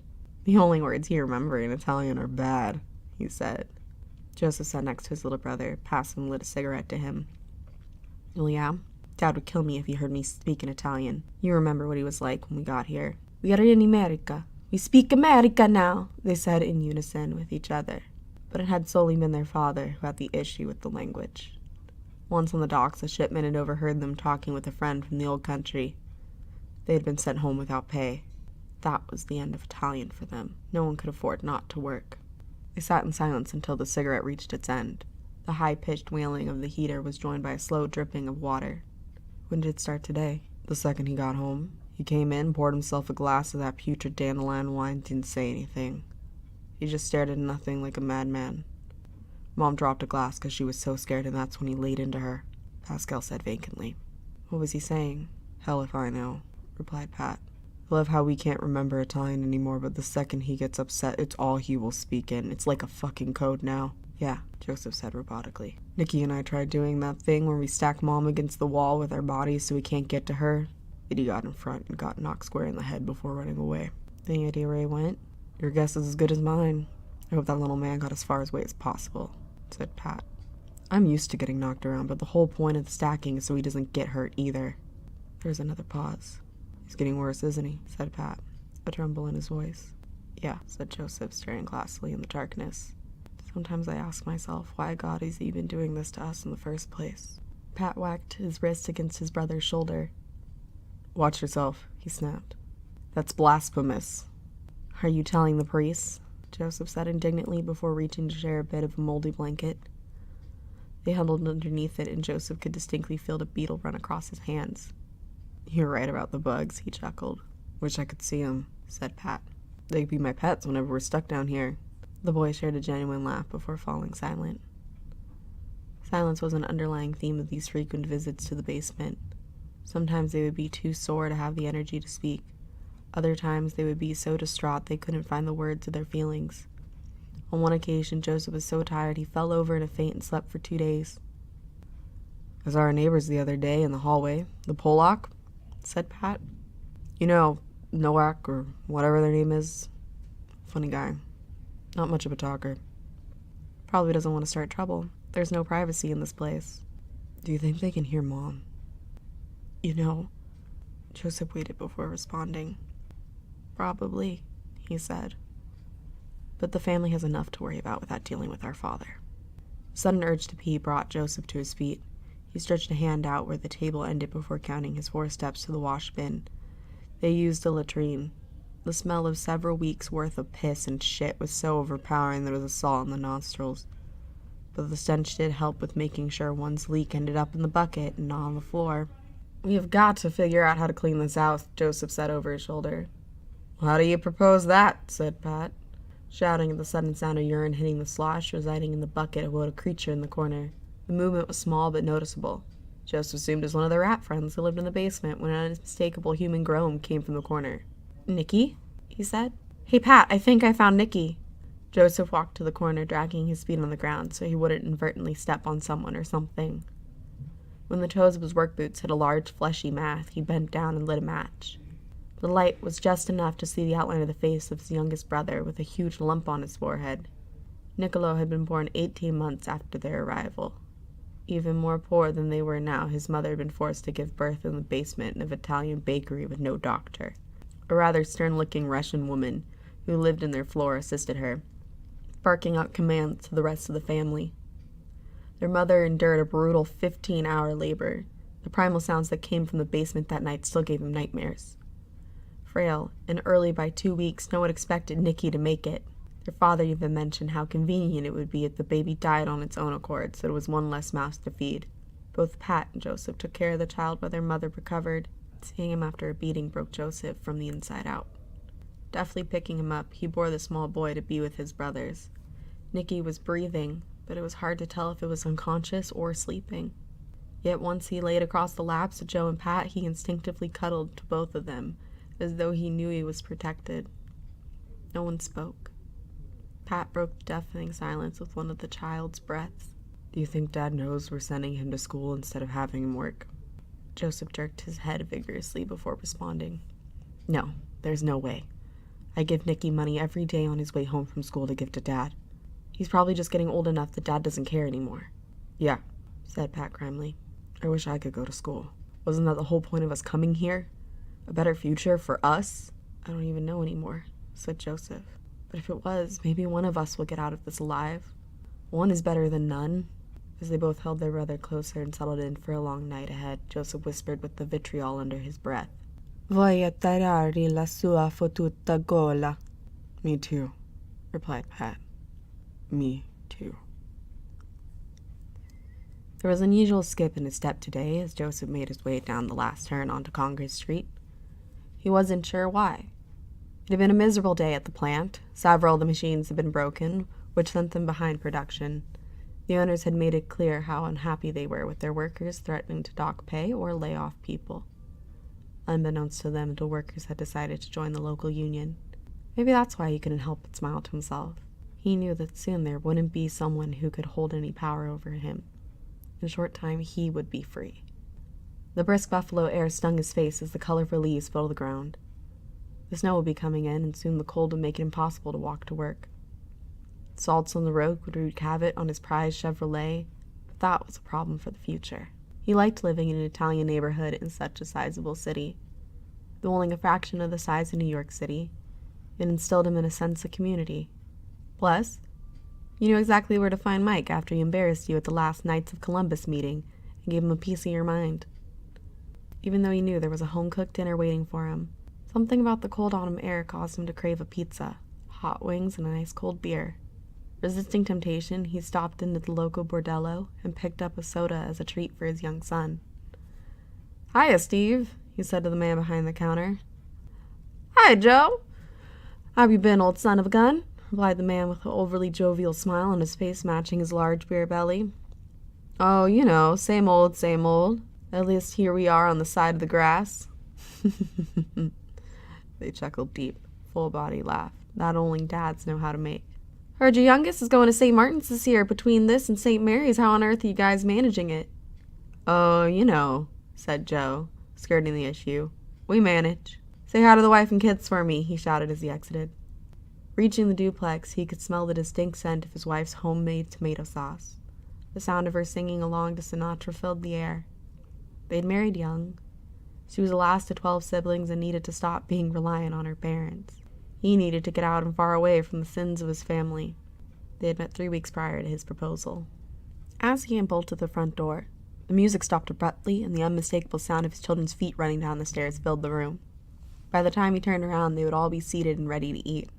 Walking to the table, he set the soda down in front of his son. Pouring him a glass of homemade dandelion wine before sitting, he instructed his daughter to say grace. "Bless us, O Lord, for these thy gifts for which we are about to receive from thy bounty. Christ our Lord. Amen." They all chanted along. Conversation was polite, but almost forced. It was strenuous, relating to people he was supposed to be so close to but led a completely different life from than he did. By the third glass of wine, he was relaxed and happier. Joseph was scarcely finishing his after-dinner salad when he looked up and something caught his eye, which altered the whole mood of the night. Without taking his eyes off it, he walked over to the dish rack where a complete set of Corelle dishes laid. Washed but not put away, a rage bubbled up within him, As he reached the rack, he gradually took the dishes out one by one and flung them onto the floor. He could hear the silence laced with fear behind him. "Dad!" implored his eldest. "Why? Crash! Aren't crash! They crash! Put crash away!" He bit the words as he spoke. They were measured and deliberate. He knew exactly how to produce the impression he wanted. Looking up at his wife, she stared at him with vacant eyes, motionless and empty. Didn't she know how hard he had worked to provide for the family? And what was she doing all day that she couldn't complete a straightforward task? A pulling on a lower pant leg made him turn around. It was his son, grasping him and crying. Joseph picked him up and thrust him off. He screamed louder. How ungrateful both his children were. They didn't even have to work. They got to play. They got to attend a private school, not a public one. Tuition took almost a third of their monthly income. Sometimes they could barely afford the roof over their heads, but having them raised in a non-Catholic environment had been out of the question. "You two go to your room," he barked at them. They were both sobbing now. "And you," he said, turning to his wife. "I'll deal with you later." He pushed open the back door and marched out past the tomato plants into the garage. The anger was slowly subsiding. He turned on the radio to the local news with an overly aggressive punch of buttons. Joseph hated when he got like this, but he understood as he got older. Working desperately hard for long hours, and everyone around him lets him down. Maybe if he hits his family like his father had, they would obey him. This brief thought made his stomach churn, as the brief face of 15-year-old Nikki flashed before his eyes. Joseph had left him with his father, but he had needed to get away. He needed freedom. He hadn't seen him since. Pouring himself a small glass of whiskey from a flask he kept under the workbench, he lit a cigarette before plopping down on an old lawn chair. "New layoffs in another factory in Buffalo, New York this week. Analysts began asking, is this the end of manufacturing in the city?" With a sudden panic, he unplugged the radio. It wasn't helping. Reaching under his chair, he groped for yesterday's paper. He was making an effort to read more, but it was slow going. Instead, he found a crudely drawn crayon image of the American flag, crossed with the flag of Italy. Joe Jr. gave it to him last night. He'd barely even noticed he had been so tired and angry, the two feelings he was most intimately familiar with now. As he stared at the drawing, it became obvious how different his children's understanding of what it meant to be Italian was. They displayed it as a badge of pride, as a fun party trick they could bring up to their friends. They didn't know about the boat or the docks or the sacrifices that had been made to make that possible. They didn't know what it was like to really be Italian. But then he didn't know what it meant anymore either. America had been the dream of his father, a land of opportunity, a promise, and a hope. They had suffered so much, and yet their livelihood was always in limbo. One minor change and they could topple over and end up in the poorhouse. That wasn't the America had been promised. With bitter distaste in his mouth, he walked over to the metal waste bin in the corner of the room and laid down the drawing. Flicking the end of his cigarette into the bin, he watched a stray ember burn the hole through it. He poured himself another glass of whiskey. The radio in the house had been turned back on and bring a sense of normalcy to the children. This time it was Bing Crosby crooning. He slumped in his chair, leaned back, and crossed his eyes, dreaming of being far away from here, in the place he loved most, of a beautiful life with no factories or buckets or Knights of Columbus, somewhere with radiant skies, beaches, rolling pins, and jugs of fresh goat's milk. Macabre Upbringings, A Look into Identity in Mort by Terry Pratchett and The Graveyard Book by Neil Gaiman. Written by Cody Thomas, read by Dean Engel. The concept of an individual's identity and the stages of growth through which one passes are core foundations that scholars have used to approach children's and adolescents' literature for decades. One's name is often their connection with the world in which they reside, and if their name comes into question, their link to reality can become blurred or faded. The questions addressed in works that deal with identity and names resonate with readers of all ages, in part due to the fact that many adults themselves are trying to solidify their own fundamental selves and carve out an identity from the masses. It stands to reason, then, that what are often cast off as children's books, and therefore not worth a read, might indeed be worth reading as an adult. These questions of identity and what is normal are directly taken in Neil Gaiman's The Graveyard Book, 2008, and Terry Pratchett's Mort, 1987. The macabre upbringings, as shown in fantasy and quasi-fantasy settings, allow the characters to come out with a more grounded identity and a greater willingness to face the future. It is easier for children and adults alike to relate and grow from a story featuring characters who have overcome fantastical obstacles as opposed to ones rooted in reality, because the reader stays engaged and learns to understand their own fears and worries through the metaphors and analogies. Throughout their distinct journeys, the boys grow and learn in their new environments, having been taken from their normal world and thrust into strange surroundings. Because of these changes in their surroundings, both Bod and Mort grow into fuller and better developed characters with which children can better relate. Bod has his own life put into perspective by the lives of 1,000 years' worth of souls, ranging from a Roman on the frontier to a few 19th century city dwellers. He ultimately must go forth and live his own life in the modern day, but he will carry with him the lessons and experiences they shared with him. Mort is forced to confront his own mortality, and, after literally fusing with the anthropomorphic personification of death, finds his morality. They leave their strange circumstances surprisingly more normal than one might expect. Bod pursuing a normal life with a wallet full of cash and a passport at his disposal, and Mort marrying and being left with the task of making sure history unfolds in the way in which it was originally bound. For more of this essay, please visit the Toyon's website. The Pale Town by Heather Rumsey. When I think of home, I think of a place that I needed to leave. Today is the end of summer and the return of fall. Outside my window, nature sings as the temperature plummets. Where I come from, the seasons don't change. Instead, they resemble each other in air and shape, returning on time with an absence of expression. The buildings and beaches disguise the desert as something habitable. I remember dry grass, polluted water, and hot, yellow, unending days. This morning I think about all the peculiar things that had to happen for this moment to exist. Here it is, living, and here I am invading its space. I drop the needle on the hard wax. I have just seen a face placed to the wind. I leave the front door open and sit on the steps. Shade covers the house and the cold air clings to my skin. I stick my feet out to reach the only spot of sun shining among this... Fuck, I messed up. So just start the paragraph again. This morning I think about all the peculiar things that had... This morning I think about all the peculiar things that had to happen for this moment to exist. Here it is, living, and here I am invading its space. I drop the needle on the hard wax. I've just seen a face placed to the wind. I leave the front door open and sit on the steps. Shade covers the house and the cold air clings to my skin.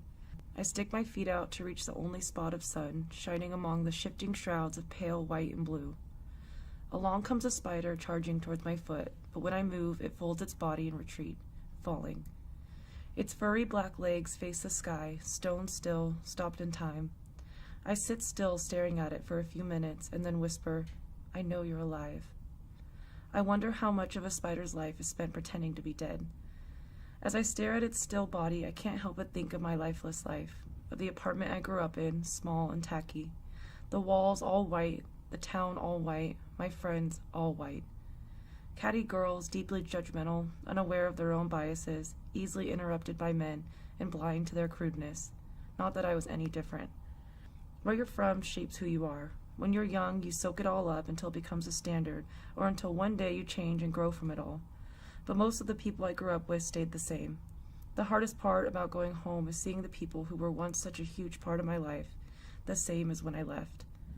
At some point, I really thought we would make it out together. The past stores these identities that are inescapable, and when I visit home, they come back to haunt me. The nostalgia is like a hand to my throat, squeezing. Suddenly, I'm 17 again, riding around in a big truck with friends on our way to a party to drink cheap alcohol and act as if only tonight matters. Living in those memories are a group of white kids surrounding me, listening to hip-hop and rap music, appropriating and misunderstanding a culture. The same kids who would get a girl wasted, talk about her body like it was objectifiable, get themselves laid, and then shame her later for the lack of consent. When I go back home, buildings pass my car window where those women once were pitied. In the stores and around town, I see those boys who are now men staring back at me with familiar eyes. As a young woman, I was taught that my appearance was the most important part of me. Every day I'd get up early, paint my face, and brush every single strand of hair into place. But it wasn't enough. I was still teased for the way I looked. When I was 17, a group of guys who claimed to be my good friends wrote a rap about 6 girls. I was one of them. The rap bashed our looks and our bodies, going into private detail about what they looked like and why they were ugly. One of the girls couldn't go back to school for a week. I forgave them. I accepted their excuses for degrading us as some kind of joke. Like we shouldn't be so mad they were joking. This is the place I came from, and I believed it would never hurt me. That same year, my girlfriends and I were getting ready for an event at my house. Erica walks out the door and says to one of the girls, "Damn, you look great. You look so beautiful. I'll meet you all there." She closes the door behind her. "Do you think she's a lesbian?" the girl says, laughing. "I'm pretty sure she is." I can just tell by the way she looks at me sometimes, and I don't think she's ever had a boyfriend. The rest of the girls start laughing. "Let's go," I say. I decided at that moment to never come out about my sexuality. It was easier to lie to myself. It didn't help that my mother physically cringed at the sight of any non-conventional sexual intercourse. There weren't people in this town that I could look up to. Provided to me was an empty understanding of the world, one that favored heteronormativity and pale skin. I spent my life beating myself up for being different than this. Behind my smile was someone who was planning a way out, someone who had to leave home to find home. I was curious about life at the university. In college, I went to a party that was hosted by fraternity men. On campus, I felt mature and sophisticated, but socializing with men from campus was entirely different. That night, my girlfriend and I painted ourselves with makeup and wore revealing dresses, mine tiny and black, and riding up my body every 5 minutes. We approached the gate's large, intricate arches and were greeted by a man. "Who do you know here?" he asks, looking us up and down. "We know Tanner," my friend says. "Fine." He opens the gate. The place was crowded. A gaggle of girls in little to no clothing came swarming out. They were shit-faced, discoordinated, and stumbling towards a group of guys. "Where have you bitches been? We've been waiting out here forever." Behind them, the home looked like a giant hotel. There were 2 stories of rooms, about 15 to each level. We walked upstairs to find our friend and stepped into the first room. In the corner was a bar. A shirtless guy stood behind it, handing out shots of vodka, the cheap plastic handle kind. The music was so loud I couldn't hear anything, and everyone was touching each other. A single black light was emanating from the corner. A guy falls into the side of me and I spill my drink. "Hey," he says. "What's up?" "Nothing," I say. "Want to make out?" "No, thanks." "Then why are you here?" I threw the black dress away the next day. It was cheap and had a hole. That place, those nights, taught me to hate men. I didn't trust them not to be like those men, like my friends who rapped about me, like my classmates who pounced on anything that moved or didn't move, like the boy who wanted me for my body and didn't care about the rest. I've been closed off to my sexuality ever since those men cornered me and shaped my world to their standards. I cover my body now with old and shapeless clothes because I'm scared of being looked at by those men again. Who I was then, what people told me I was, is nothing like I am now. I did things that went against everything I believe in. When I go back to where I came from, it feels like I'm standing in front of this old version of me, my finger firm and shaking angrily at her face. I lean in slowly and whisper, "I'm not you anymore." She looks back at me, smirking. "I know you're still alive." I left that town when I was 24. My old life behind me as I drove the desert roads north, past the buildings and people I try and fail to forget. I still scroll through their lives filled with fantasies I know are not, cannot be real. It's suffocating. I pretend to care, liking and looking at what they're doing or how they are living. I guess a part of me still cares about that stupid town, no matter how shitty it is, no matter how far away I've gone or how much I've grown. It has a place in my heart. It's still home, in a way, as fucked up as it may be. I look back into the door of my new home. It's time to flip the record. The sun gets higher, pushing its rays at my legs. The spider lies still, folded, lifeless. I blow on its body and it does not move. Is it still acting, still alive, or have I killed it? I stand slowly and stare at my new town, nearly 1,000 miles from the old one. I go back into the house and flip the record. When I return, the spider is gone, either of its own volition or carried by the wind. I do not know. The Dreamers, written and read by Anna Abraham Gassaway. The Dreamers. What happens to a dream deferred? Langston Hughes. We came drooling, cooing, tied on our mothers' backs, presented in rebosos of teal, red, and magenta. We came because paid coyotes spirited us to the other side. We came fleeing an abuser's pistol, cocked at our mother's pregnant womb, one born in Guadalajara, the other in San Diego. Our parents came to work in the garment district, while we played with scraps, hidden from bosses with a deft covering of silk. Our mamas took care of other people's children so that we would be fed. We came thirsty, trudging across the desert in tunnels, in vans and trucks. And now America. Fear stalks us every day. Now America. You shun us, and the whole world looks away. On the Wind by Wyatt Georgeson, read by Andrea Carrillo. The old tree at the edge of the yard had been there before the house, before the family, and only earned its designation once the children were old enough to play outside on their own. It stood, stunted and slanted, at the bottom of the rise the house stood on. Grass ran from the back porch down to the old tree at the edge of the yard, but beyond that were wilder things. Mud that sucked at small feet, and shrubs with thorns that tore young skin. It didn't take long for the children to learn that they were not to go past the old tree at the edge of the yard. Over time, the tree came to know the children. It accepted the position of boundary post with dignity, though the possibility of refusal never occurred to it. The tree felt the vibrations in the earth every time the littlest came thundering across the yard, all reckless energy and boundless joy. Behind him would come the second, brimming with playful indignation, but also a considerable amount of trepidation and real fear dogging his steps. The tree would greet them with a sending of welcome, a message of shade offered and an impression of gentle wind stirring its boughs. They didn't seem to notice, though, so engrossed in their play.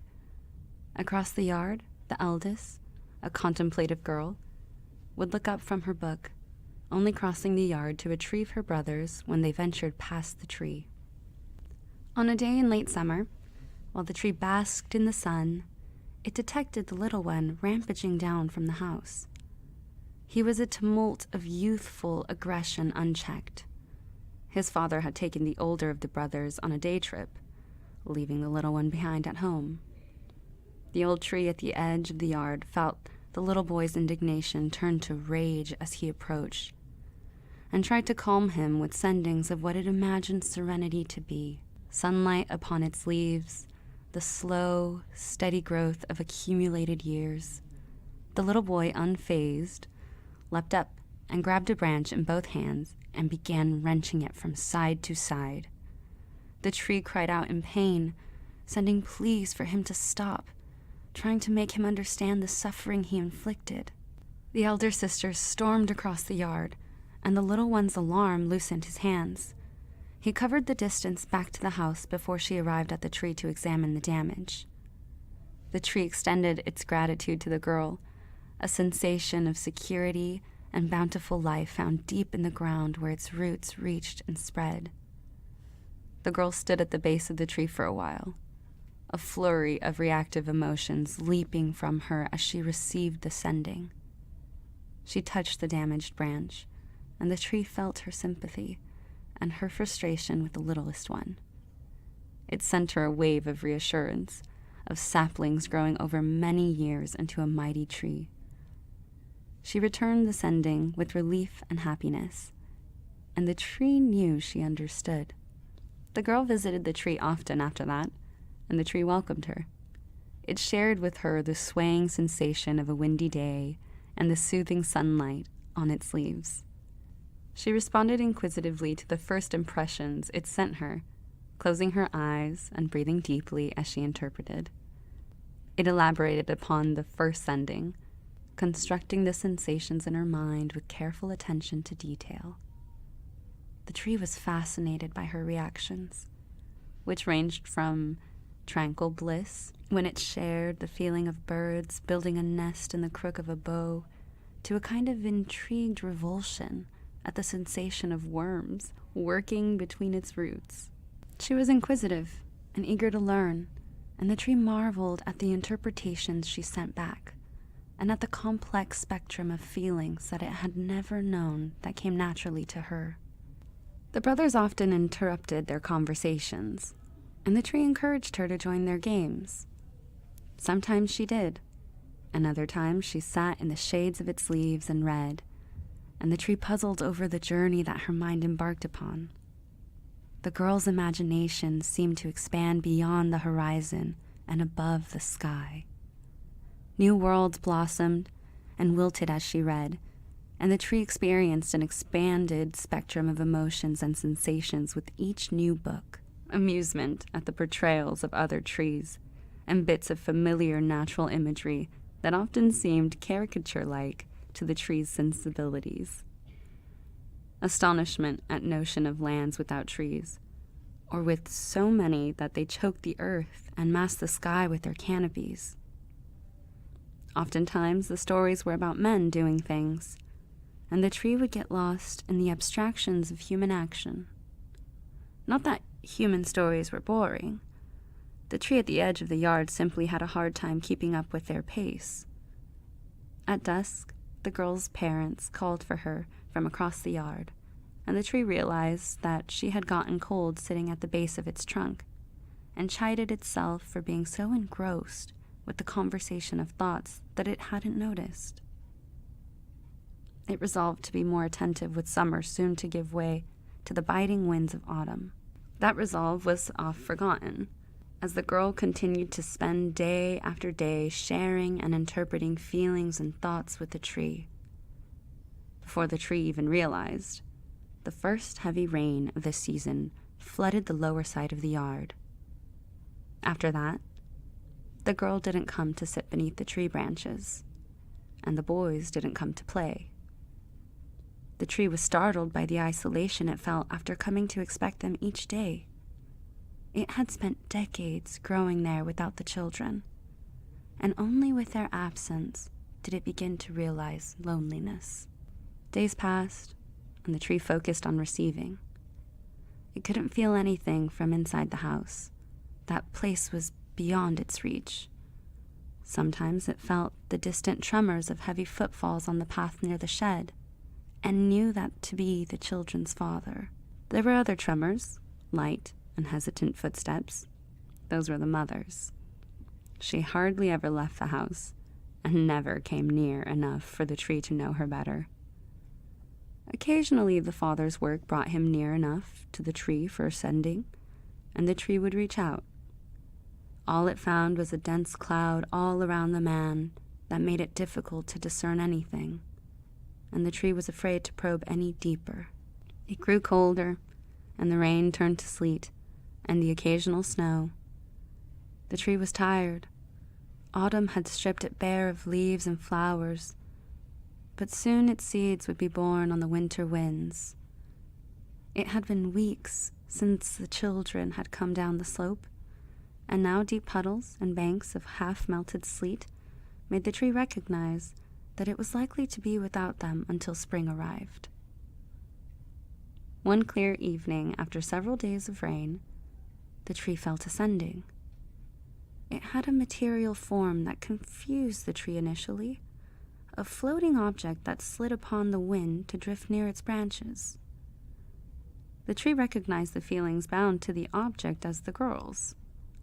The message it contained was a reflection of what the tree felt, a fondness and a loneliness in the absence of the other. The object, a paper plane, dipped and floated toward the ground, toward the deep puddle at the tree's base. Panic surged through its trunk, boughs, and roots. With a great effort, it sent a request to the wind to prevent the crash. The wind, to the tree's surprise, acquiesced with a sudden gust that lifted the paper plane up and brought it into a slow, wide orbit around the tree's crown. A sustained breeze gave the tree time to study the plane and interpret the sendings attached. The paper plane contained a greeting that the tree recognized with ease and relief, but it was short-lived. The tree discerned, after several orbits of the plane, that the girl was ill, and so were her brothers. Autumn had been no kinder to them than it had to the tree, it seemed, and they were cloistered indoors, waiting for their fevers to subside. The tree was relieved to know that she was still there, and still thinking of the old tree at the edge of the yard. The wind was beginning to struggle with the plane, and it began a slow spiral toward the ground as the tree struggled to unravel the last of the sendings. Her last message, whatever it may have been, was washed away as a dense cloud of ambiguous sendings eclipsed the tree's perception of the paper plane. A turbulent darkness crawled upon its trunk. A tangle of intense feelings burgeoned into the tree's awareness and coiled around its being. The father walked slowly across the yard, his attention on the airplane as it circled and dipped. The tree couldn't begin to read the torrent of feelings exuding from the man. At one time, it felt fear, another hostility, and another instant brought pain to its attention. Every feeling was explosive and volatile, snatched back and hidden away as soon as it was revealed. The wind fled. The paper plane dropped at once to land in the mud. The father picked it up and opened it. The tree experienced through the man a distorted version of what it had received from the letter.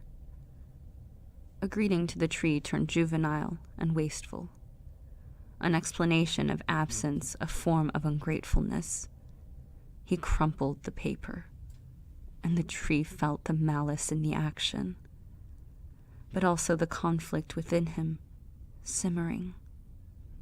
A brief sorrow was swiftly buried, but the tree knew that he worried for his children. The tree felt deep sympathy for the man. Living with so many feelings in constant conflict inside must feel like being ravaged by swarms of insects. If he were a tree, his bark would appear healthy from a distance, but up close, you would see the holes they burrowed through. His branches would be storm-battered and tangled, and his roots would be struggling to grow through stone. The tree sent a tentative sending of the first peaceful thing that came to mind, the wind carrying its seeds away to spread and grow. The sending was met with a wave of revulsion and animosity. The cloud that surrounded the man writhed and thrashed as the man tensed, and the tree could feel him shaking. The tree retreated. When the man's fury subsided, his attention shifted from the tree to the crumbled paper in his hand, and back. The vague cloud of rage that followed him coalesced as he walked back to the house. Even as the man entered his home, the tree could still feel his attention. Months passed, and the tree at the edge of the yard remained within itself, making only tentative inquiries outside its physical form to discern the state of its surroundings. The boys returned in winter to play in the snow on the slope of the yard, but their sister did not. They did not receive its sendings the way she did, but the tree could still eavesdrop on their thoughts and feelings. They were morose and melancholy, their fun and games tempered by a consistent gloom that clung to and confused them. The tree understood from the boys that their sister had gone somewhere. Something was wrong with her, or something had been wrong with her. They had been told, but they still did not entirely understand. They deliberately stayed away from the tree. One day, the boys went inside early. Their father came out to the old tree at the edge of the yard. He brought tools with him: a saw, a shovel, shears. An axe. The tree knew what was to come. It felt bitter determination exuding from the man and other things. Spite, anger, resentment, fear. It sent a simple greeting to the troubled man. Wind in the boughs, the rattle of dry branches, healthy soil beneath its roots. He bristled. The tree knew that he was receiving his sendings. He was even more sensitive to them than his daughter. It sent again, a soothing sensation of roots deep in the earth, the slow, rejuvenating act of drinking what the earth provided. The man hefted the axe and took a step forward. The tree felt the tumult of feelings swell. Outrage, conflict, curiosity, swiftly replaced by violence. Violence. Violence. The blade bit into the tree's trunk and again. A wedge of wet inner wood was exposed as the bark buckled and broke away. The tree sent flashes of its pain, its terror into the man. It was an act of panic. The man sent back hatred, rage, suffering, fear. The tree fled from the agony, deep into the roots. The pain was there too, a shuddering thud that found it even at the end of the smallest tendril in the ground. The tree fled upward, to the end of its highest branches and out, begging the wind to carry it away, riding upon clusters of winged seeds loosed by the tremors of each impact. It searched for the girl that had understood it, willing itself to find her and touch her mind and beg her to stop her father.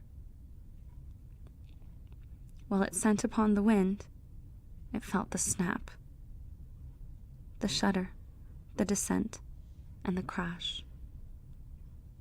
It could not return. The tree at the edge of the yard had been there before the house, before the family. Borne upon the wind, the tree at the edge of the yard became something else. On the Death of Travel Writing by Caleb L. Gonzalez, read by Dean Engel. Every time I read the newest edition of the Best American Travel Writing Anthology, I notice its corpse-like appearance. This happened one day in a coffee shop as I opened the anthology, eager to read the essays that were selected from 2016. Reading the forewords by series editor Jason Wilson, I choked on my hot chocolate audibly enough to make a line of desperate coffee consumers concerned.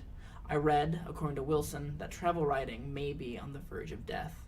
I put the anthology down and swatted the annoying fly that was buzzing around the anthology with my bare hand. I opened up my laptop and did some research. In 2017, Grata Literary Magazine bravely dedicated one of its issues, Granta 138 Journeys, to the question that many travel writers seem to be hearing on every corner. Is travel writing dead? The question deserves exploration, since what's at stake is a kind of writing that can facilitate not only stories of trips and journeys, but ones of movement and migration, if we can expand our definition of travel, that is. In my case, I write about my travels to explain the aftershock of movement. I can make sense of the internal urgencies that I feel inside after visiting family and friends in Latin America and Spain. Arriving in the United States, I always experience reverse culture shock, which feels like 1,000 bumblebees buzzing around my ears for 30 days straight. To me, it means re-encountering the United States as if I'd experienced it for the very first time. Everything seems out of place because I return having adopted another perspective and another routine, which makes me question everything. I often find myself confused and wondering why things are the way they are. I'll never forget the time I ordered a small popcorn at a US movie theater after recently returning from Madrid. Without even thinking about it, the words rolled right out of my mouth. Is this a small? Is it for a small family?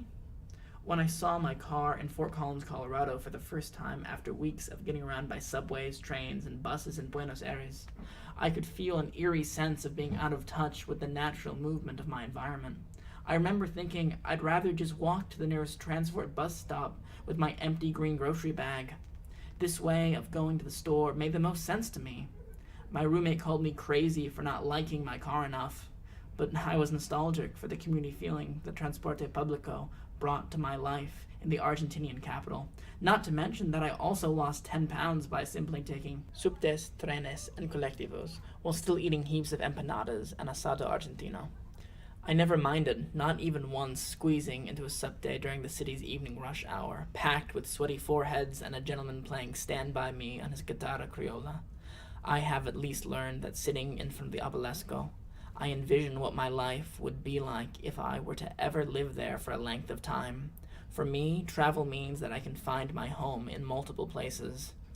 I also write about my travels partly because it allows me to explore migration and movement means to me.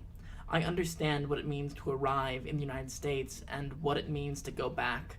I am reminded about my own dual identity, that there is such a thing as being more than one thing, and from more than one place. There's also such a thing as speaking more than one idioma. I can reclaim my identity within a culture that has historically told its people, you are from this country only, English only. After having been asked why I travel, I often wonder if another valid question is not just why the writer travels, but when the writer travels and under what political and social contexts. Editor Jason Wilson addresses this exact point by saying, what's important to remember about travel writing is that it's not just about where one goes or who makes the trip or how they travel or why, it's also about when that journey takes place. Whenever I travel these days, I've grown accustomed to my close friends wanting to discuss the latest politica of President Trump. I'm also asked why the United States has mass shootings. I'm asked about a place like Charlottesville, or what it means when a futbolista Afroamericana takes a knee during the national anthem. I can't say I always have the answers. My friends often find that I, too, am asking the same questions. I do know that I've made more friends traveling in 2018 than I ever did in 2015. Part of this, I think, is because we're just trying to make sense of ourselves in a world where the only things we can be sure of these days are the beef empanadas we eat on Sunday afternoons in a cold, but not so cold Buenos Aires. We can at least ask questions together and know that we're not alone in doing so. What does it mean to be educated these days? Why do I feel like an Ormaguta in a world full of skyscrapers? Is it worth having children? Why is my café con leche so impusmo? Why is my hair desordenado? While traveling may not be the same thing as immigration, movement at the very least is a component of the immigrant experience. This calls for an amplified definition of travel writing, or as I like to call it, the writing of movement. As I read Gustavo Arnalo's essay, The Syrian Baker Who's Bringing the Middle East's Most Famous Ice Cream to California, I can see a clear depiction of Mahar Nakal's ice cream shop, a place that reminds us about what it means to traverse borders and what it means to share a piece of a person's home with communities of their second home. We can also be reminded that through movement, some of us gain more than one home in unexpected ways. Travel writing reminds us of this. It also teaches us that while travel might be, for some, an opportunity for relaxation, travel for others is an unanticipated necessity.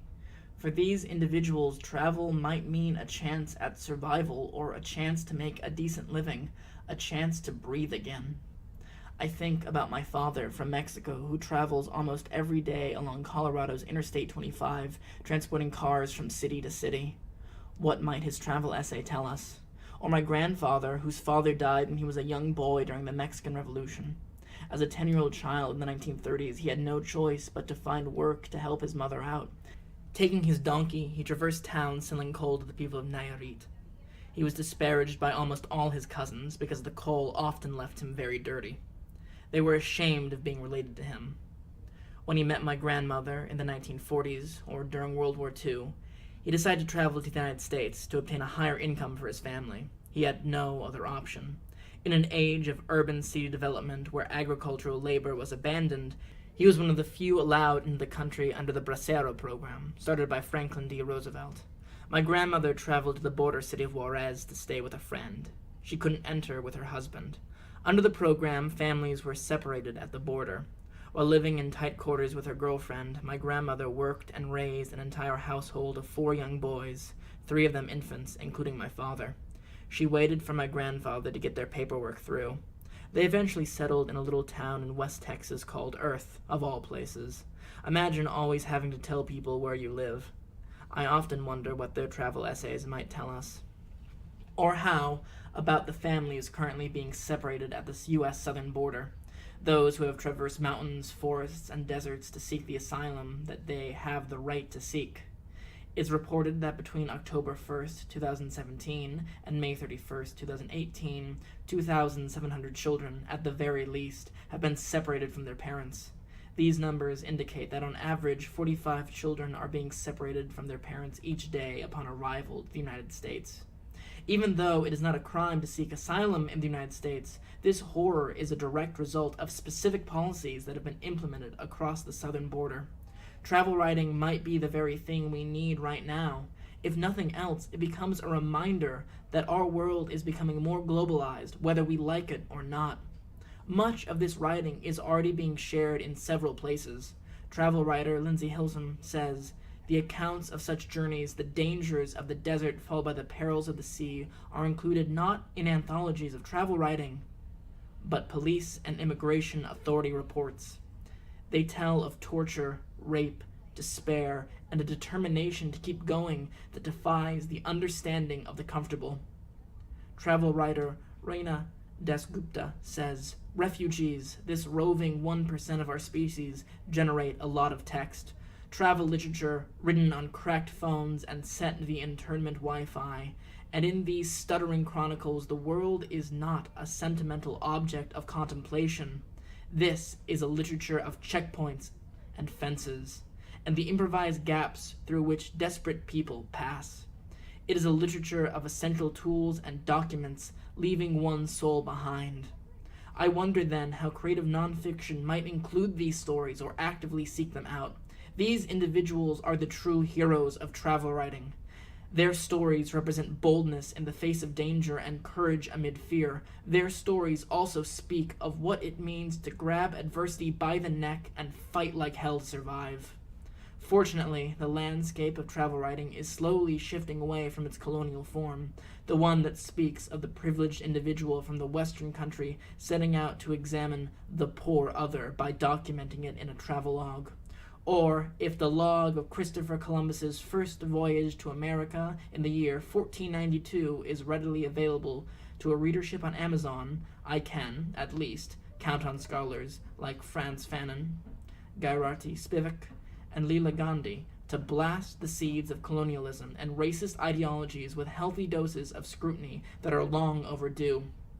Part of the change in travel writing is the new audio-ethnographic emphasis on the inward self instead of the other. This is a basic lesson in humility. Before looking at others, I better look at myself first. In this sense, we're starting to see a multiplicity of first-person narratives that are reflective and that go beyond a depiction of what was seen. Thanks to the mobility of our laptops and telephone gadgets, we can Google our way through the streets of Bogota and travel about the beaches of Costa Rica anytime we want. What is the purpose of travel writing then? It provides a voice and a deep connection to the human experience of mobility, which is something that Google apps can't do. Not yet, at least. Travel writer Mawari Zafar says, "Writing and reading on journeys is about touching your own soul to someone else's, an act of cathartic acknowledgement that simply they exist. In that process, we come to know ourselves, and in sharing it, we come to be understood." I wonder then if one of the most significant things we can do right now is read a first-person travel narrative, or try our hand at it.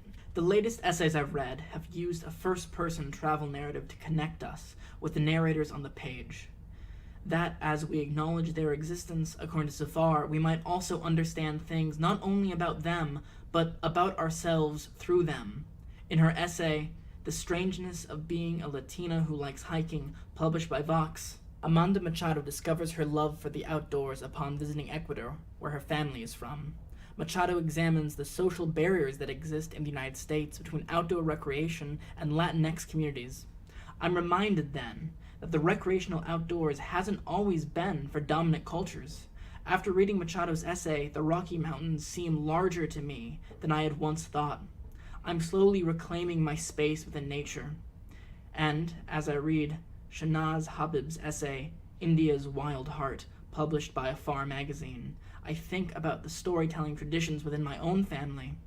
Habib travels to the forests of Kerala for the first time after having grown up nearby, in the urban city of Kochi. Recalling the stories her grandmother would tell her about the forests, she learns to adopt the language of nature as part of her literacy. I dare say, then, that the death of travel writing is a bit absurd.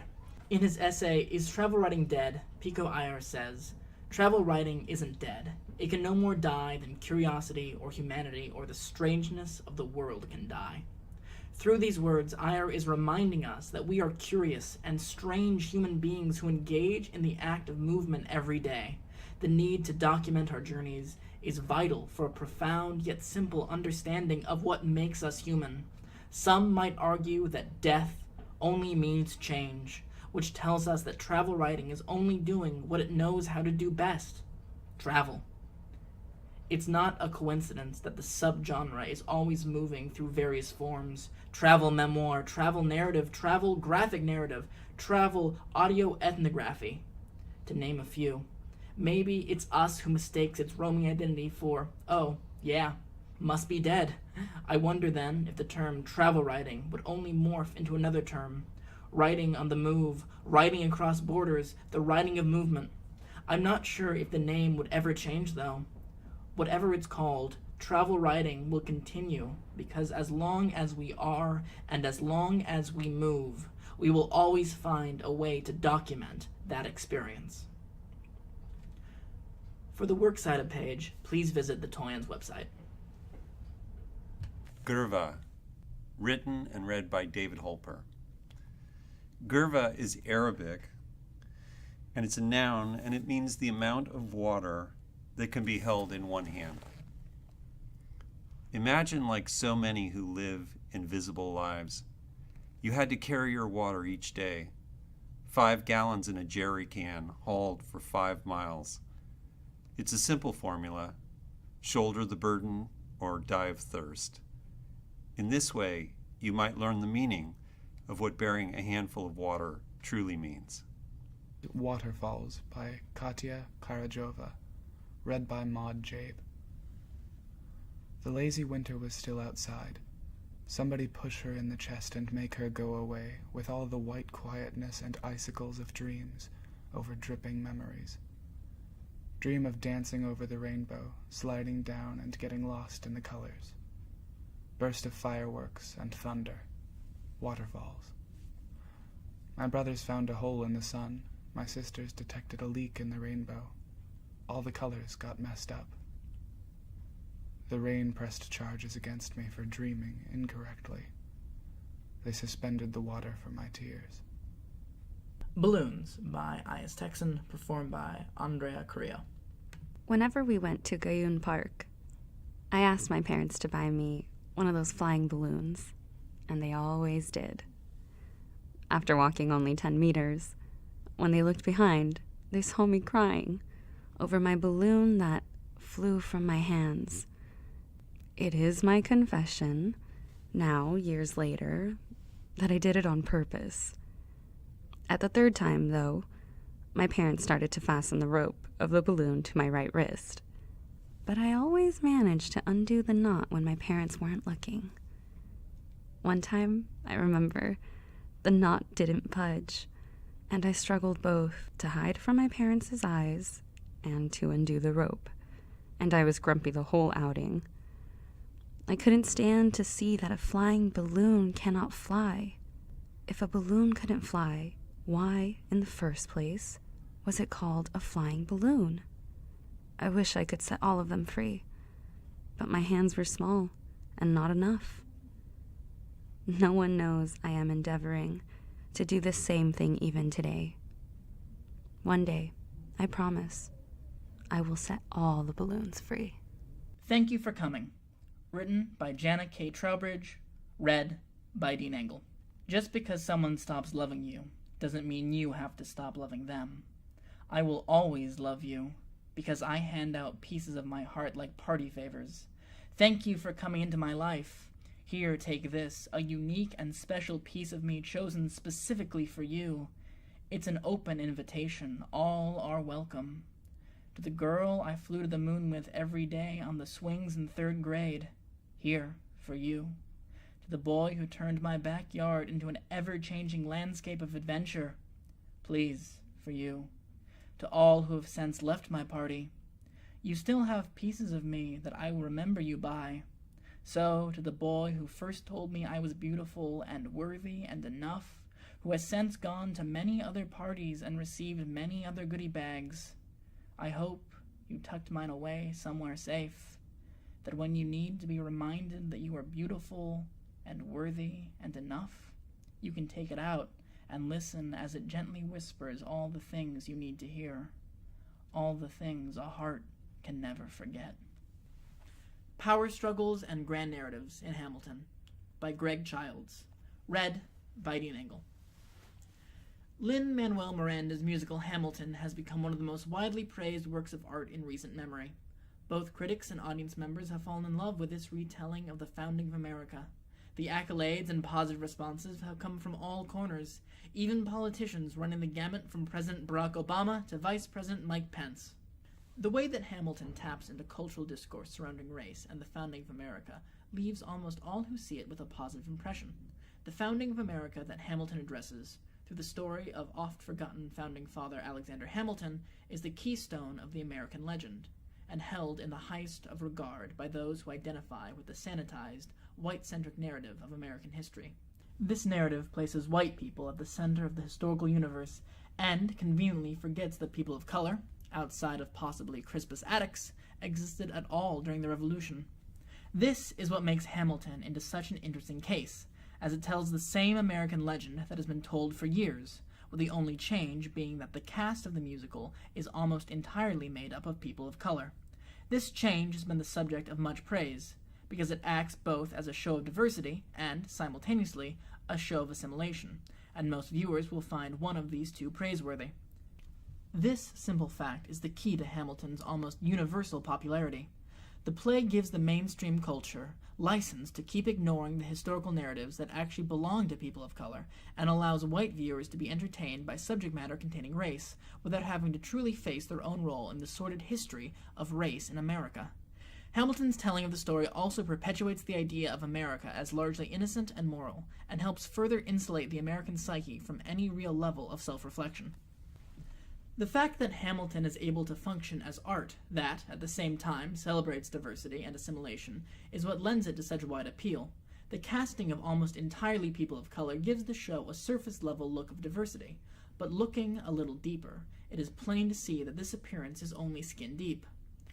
Lyra Monteiro addressed the casting in her article, Race-Conscious Casting and the Erasure of the Black Past in Lin-Manuel Miranda's Hamilton. With a cast dominated by actors of color, the play is nonetheless yet another rendition of The Exclusive Past, with its focus on the deeds of great white men and its silencing of the presence and contributions of people of color in the Revolutionary era. Although the people playing the roles look different, the roles themselves are unchanged. Hamilton is, in the end, the same story that has been told and retold and molded into the legend of the founding of America. James Baldwin, novelist and social critic, wrote about black actors playing white roles and the cost he saw in this portrayal. What is being attempted is a way of involving or incorporating the black face into the national fantasy in such a way that the fantasy will be left unchanged and the social structure left untouched. Many of the stories in the mainstream discourse surrounding the history of America, the Revolution, the expansion into the West, have been told in a way that places the great white men they center on as heroes to be respected and emulated. Hamilton does not step outside of this mainstream narrative. It's the same fantasy that has lived in the American mind for years. As less reassuring stories of slavery and genocide have become more and more openly acknowledged as part of the American past, it is not surprising that Hamilton, a work of art that gives the appearance of bridging the gap between the reassuring old narrative and the upsetting new ones, would become so popular. Over the last few decades, there has been some change in the telling and teaching of American history to acknowledge a wider range of narratives. This change has become upsetting to people who believe that having more than one narrative of American history is detrimental to the nation as a whole. Hamilton addresses this fear by being inclusive of people of color who have been historically excluded, but it also holds those people's narratives from the Revolutionary era at arm's length. What is absent from the play is the fact that America was never a white nation, and that the American experience has always been a multi-ethnic experience. If not for the choice to cast people of color in the roles of historically white people, there would be no people of color in Hamilton. The presentation of the musical makes it seem as though people of color have joined the old, white-centric narrative. This in turn assures white viewers that we, as a nation, have moved past the need for multiple historical narratives, and the people of color have been welcomed into the narrative that has excluded them for years. Conservative columnist David Brooks argued that as American education begins to give a more all-encompassing picture of the history of America, what is needed is a unifying story like Hamilton. Today's students get steeped in American tales of genocide, slavery, oppression, and segregation. American history is taught less as a progressively realized grand narrative, and more as a series of power conflicts between oppressor and oppressed. This argument, that American history is better taught as a grand narrative, assumes that all populations in the history of America have participated equally in said narrative. American history is a history of power conflicts between oppressor and oppressed. Students are steeped in these stories because America's history is steeped in them. James Baldwin wrote, "The story of the Negro in America is the story of America, and it is not a pretty story." This is a radically different way to frame the history of America, and stands in stark contrast to Brooks. There can be no meaningful American history without including all Americans, and Brooks' grand narrative speaks only to the white population. Reframing the story of America as the story of African Americans in America forces white Americans to see more than just themselves in the history of the country. This is something that perhaps, understandably, many white people are resistant to, as it not only challenges their place at the center of the historical universe, it also challenges their place as the heroes of the American saga.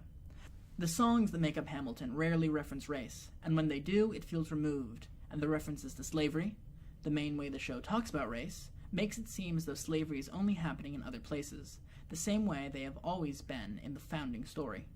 The first time Hamilton addresses slavery is the opening song of the musical, titled Alexander Hamilton. The song is an introduction of Hamilton himself, and covers his childhood and adolescence in just a few verses. The song is outside of time and space of the rest of the narrative, with different cast members stepping in and singing different verses. There is no effort made to link the song to any one time and place, and the sense is that it is only a narration to open the play. Laurens. By 14, they placed him in charge of a trading charter, Jefferson, and every day while slaves were being slaughtered and carted away across the waves, he struggled and kept his guard up. Inside, he was longing for something to be a part of. These lines bring up slavery, but they reference it within the context of who Hamilton is, and serve to build his character, not to actually make the audience think about slavery as part of the world of the musical. It also seems far away, the Caribbean, not in America. This does almost nothing to establish the fact that slavery is part of the world of the musical, as the musical is not set in the Caribbean. Slavery seems far off and removed, like it is not part of the history of the American Revolution, and is taking place in other far-off lands.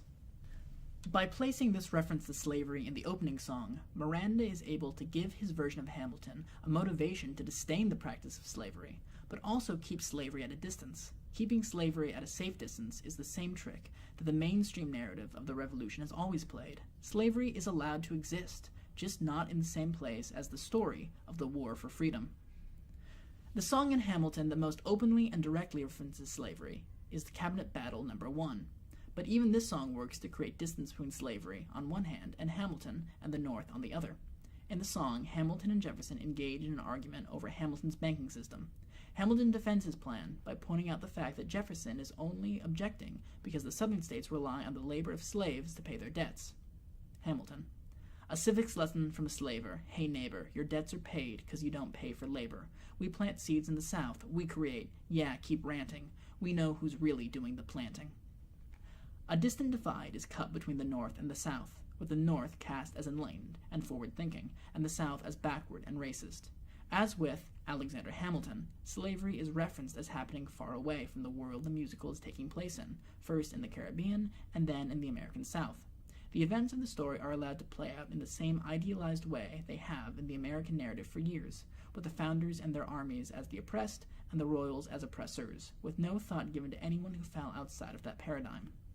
These songs work to distance and obscure the history and reality of slavery and oppression in revolutionary America, and when this combined with the cast of people of color playing the roles of all-white historical figures, what is left is a clever reimagining of the mainstream historical narrative.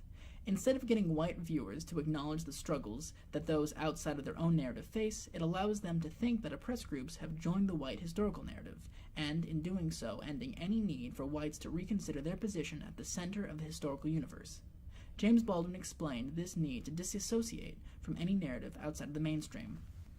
White people are astounded by Birmingham. Black people aren't. White people are endlessly demanding to be reassured that Birmingham is really on Mars. They don't want to believe, much less act on the belief, that what is happening in Birmingham is happening all over the country. They don't want to realize that there is not one step, morally or actually, between Birmingham and Los Angeles. The white population has never wanted to face the fact that slavery and its legacy were and are not confined to places like Birmingham. Hamilton tells the story of the Revolution from New York, a place that in the mainstream historical narrative is not closely associated with slavery. This setting gives the audience permission to go on believing that what has happened in the South at the time was not happening in New York. It continues playing into the compartmentalization of American history, giving most of the white population the internal excuse of thinking of racism as a Southern problem. Hamilton allows white America to see the story of the founding in a way that makes it seem as though there was plenty of space, both morally and actually, between the North and the South. Allowing for this space to exist is what the grand narrative of American history has always done. It gives white people space to think of themselves and their forebears as the heroes of their own story, without having to face the fact that these problems are not confined to one time and place in American history. Ultimately, Hamilton allows white audiences to engage with dialogues about race without needing to consider why these dialogues are needed in the first place. The effect of these representations for white viewers is something akin to looking in a funhouse mirror. It is still a reflection of only the white viewer, but it is obscured and distorted, allowing both the viewer to see and not see themselves all at the same time. Baldwin addressed why this type of avoidance is problematic. These images are designed not to trouble, but to reassure. They also weaken our ability to deal with the world as it is, ourselves as we are. The casting in Hamilton may have made the show popular, but the fact that it is a retelling of the same legend America has been telling itself for years robs it of much of the power it could have had to spark self-examination. Hamilton may make viewers feel a sense of unity, but as Americans, has that feeling been earned? A story that has been designed over the years to give a nation the false sense of unification does not suddenly become redeemed because the people acting it out have changed. The grand narrative is a concept that has been used as a way to avoid facing the fact that America has never been a unified country, much in the same way it has never been a white country. As long as the narratives of people of color in America remain hidden, there can be no reconciliation, and America can never live up to the ideals it was founded upon. The nation can only move towards unity by acknowledging and facing the fact that we have many different stories, not by forcing all America's citizens into one reassuring telling of our history. For the bibliography, please visit the Toyon's website. Webs by Edward E. Brock, read by Dean Engel. The glass is heard first, then the thump of the rock on the floor. We scuttle back into our dusty web and shiver. The heavy lead stone thrown through our front room window gleams with an iridescent coat of spray paint. This is the second brick this week, both with a less than empty thread, both with a scribbled red octagon. I look to my wife, and she looks back, and we both cry silently while our children sleep. I sweep the glass into a corner, board another window. Hours later, when the streets have died quiet with night, we peer from plywood's holes and see glowing phosphorescent lights buzzing. The tile around the pool in the courtyard shines lurid white as the moon lays heavy on its surface. Dried leaves, the wither of fall, flutter into the dirty, murky, chlorinated water. They stagnate as a bloated rat carcass floats. A rotting freckle, among unblinking celestial eyes. It looks like Mr. Montgomery. He went missing 4 days ago under the same less than empty but still dismissed threats. I wonder who will have to remove the body this time. It is dangerous in this jungle. It was dangerous in the jungle my family came from. It is dangerous where all around animals acting bigger, being bigger, forcing themselves bigger, jump at throats exposed by cold, lonesome winds. The fields beyond our new village whine with an abandonment and mix with the sound of stolen children. My young ones whimper in the den of the nest, and I hurry back, gutted to find our littlest gone, passed on to lusher pastures, freer greens. Her legs and arms curl and cradle their empty, hollowed husk. We lose so many to these sleepless autumn nights. We lose so many to the fire descending upon our hearts.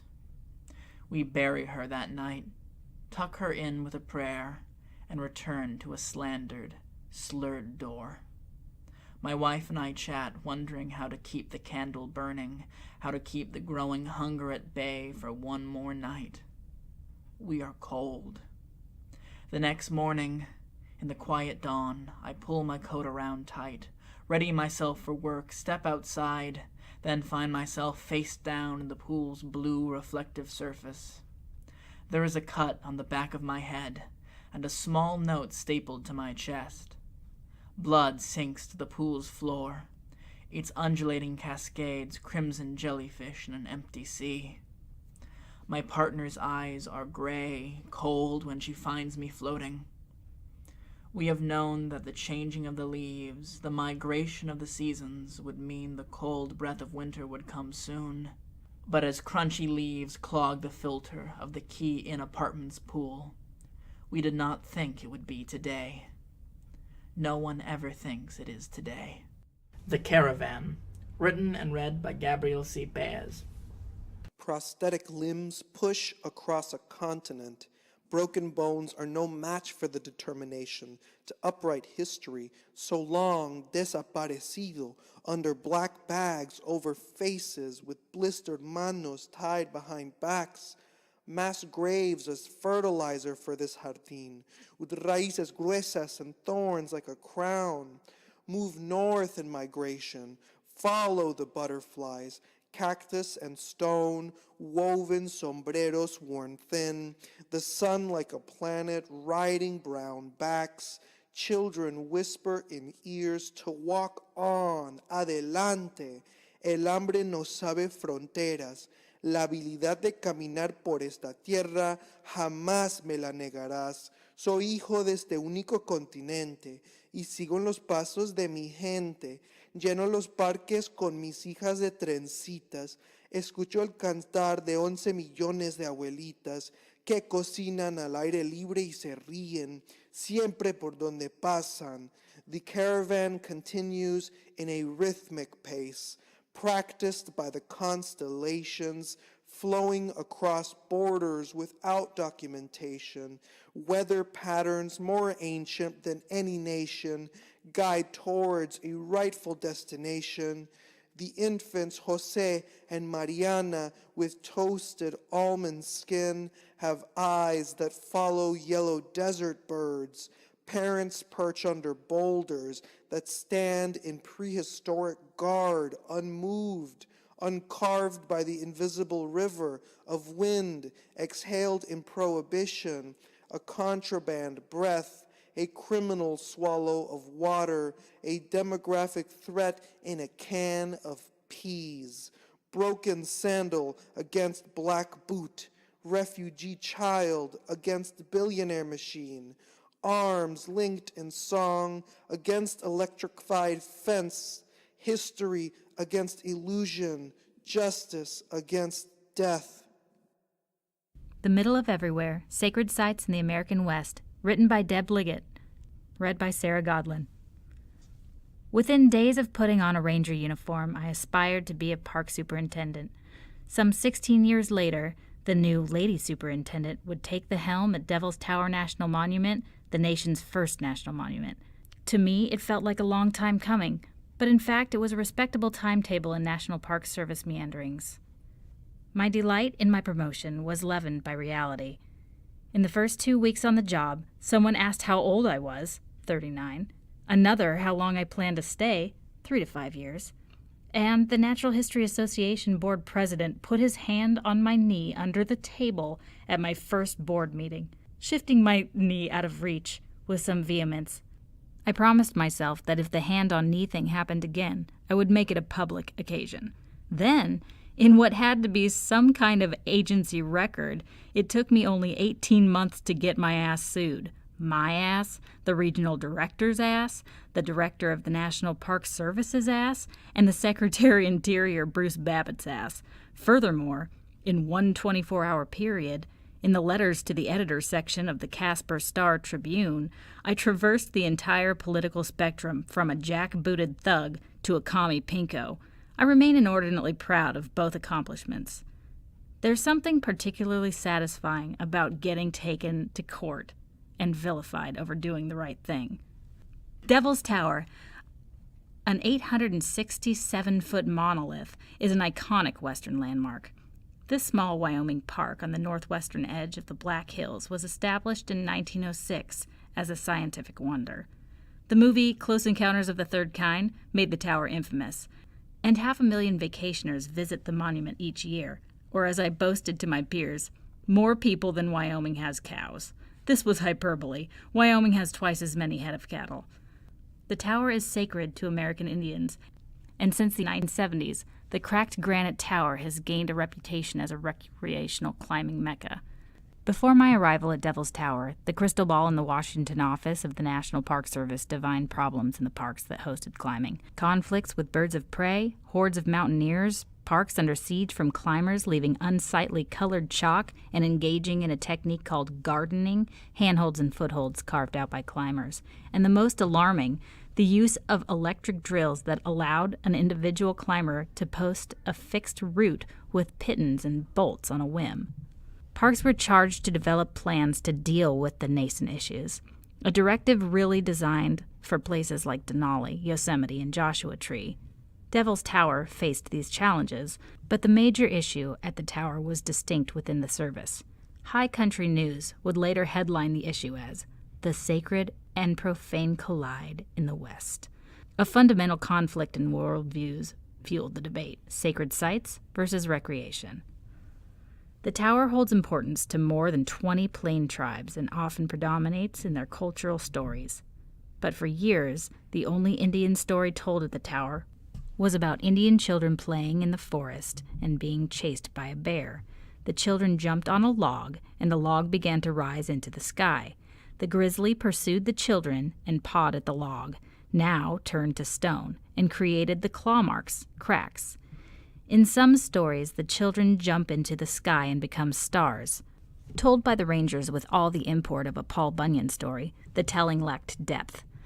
The story of the bear and the children, or some variation, is present in the oral traditions of many tribes, but to at least 3 tribes, the tower is part of their origin story, a central and defining role of who they are as a people.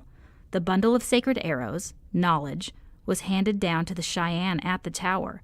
These sacred narratives define not just the past, but also guide a contemporary people. To American Indians, people climbing on the tower is a sacrilege, the equivalent of climbing on an altar in the Vatican, or posting a fixed route across the ceiling of the Sistine Chapel. The local ranching community regarded the tower with some pride and picnicked, celebrated family reunions, and wedded in its shadow. The business community viewed it as a cash cow. The climbing community embraced the traditional crack climbing, and climbers from all over the world come for the sport. The National Park Service had administered the tower as a natural and recreational feature, giving short shrift to cultural resources and history. Hindsight is 20/20. Approaching the granite monolith, visitors see the Belle Fourche River Valley, lined with cottonwoods. A short road rises to the base of the tower. A 1930s-era Civilian Conservation Corps log visitor center rests in a conifer forest. Early and late in the day, the vanilla scent of the ponderosa pine suffuses the air. To me, as a child of the Front Range of the Rocky Mountains, it always smelled like home. A paved, mile-long path circumnavigates the tower. It is easy to feel reverence. Yet, this small pocket tucked away in a little populated corner of the West would rise to national prominence. My predecessor had toiled to squeeze funds from the NPS regional office and established a working group to tackle the issues. Representatives from the local climbing club, the Access Fund, a national climbing organization, an American Indian who was part of a coalition on sacred sites, a Lakota Sioux elder, the Sierra Club, and a local county commissioner formed the group. What could go wrong? At the first meeting, climbers who were not on the working group showed up and harassed the American Indian members. At the second meeting, other American Indians attended and berated the climbers, tit for tat. Then a minor miracle. In a less public venue, both climbers and Indians, embarrassed by the behavior of their compatriots, and in their absence, began to talk and share what was important to them. Why was no climbing allowed on Mount Rushmore, a presidential shrine? To the ironic and gallows humor amusement of Indian people, climbing is permitted on the backside of Mount Rushmore. A raptor closure could be legal for birds of prey, but then questioned for American Indian beliefs? How was bolting a climbing route any different from someone independently hacking out a trail? How was leaving bolts and webbing any less unsightly than leaving prayer bundles? These were hard questions, and not all the inequities were ours to resolve. But conversation became possible, and respect developed within the group. At the last meeting, I was the new kid in charge. By then the group had sorted through the problem areas. One fly in the ointment remained: the name of the monument. American Indians were angered by the disrespectful nature of the name and wanted to solve this issue under the auspices of the climbing plan.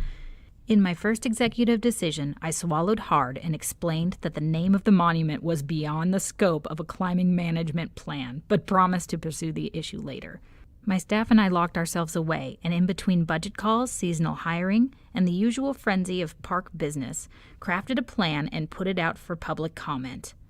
The plan laid out a range of solutions, but the preferred approach called for an array of mostly benign ideas like raptor closures, clean climbing guidelines, and a cross-cultural education program.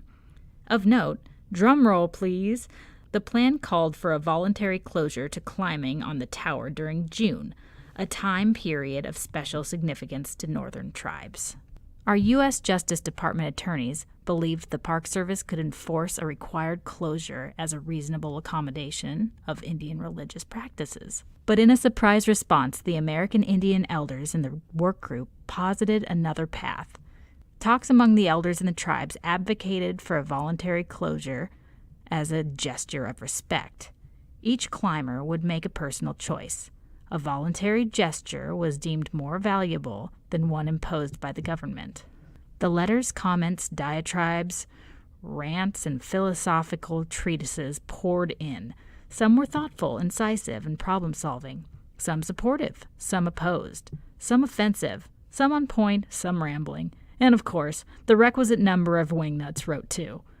This is what a public comment period looks like to an agency official. The mail provided our daily entertainment.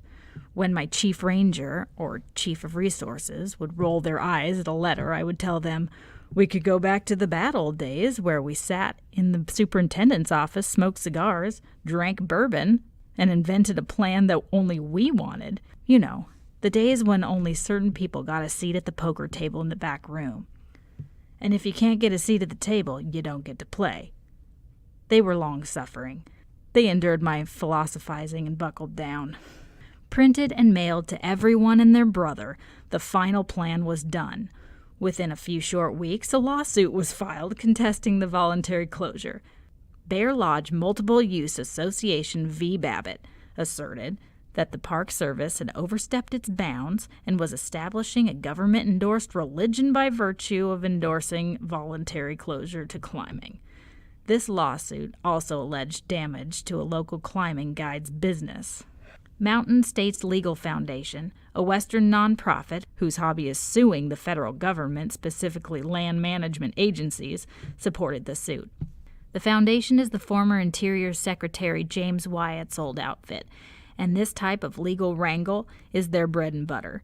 Bear Lodge Multiple Use Association was the local cabal of the Sagebrush Rebellion, the Western Anti-Federalist Gang. It was heady stuff, a First Amendment lawsuit, and on the side of the Angels. But things got ugly.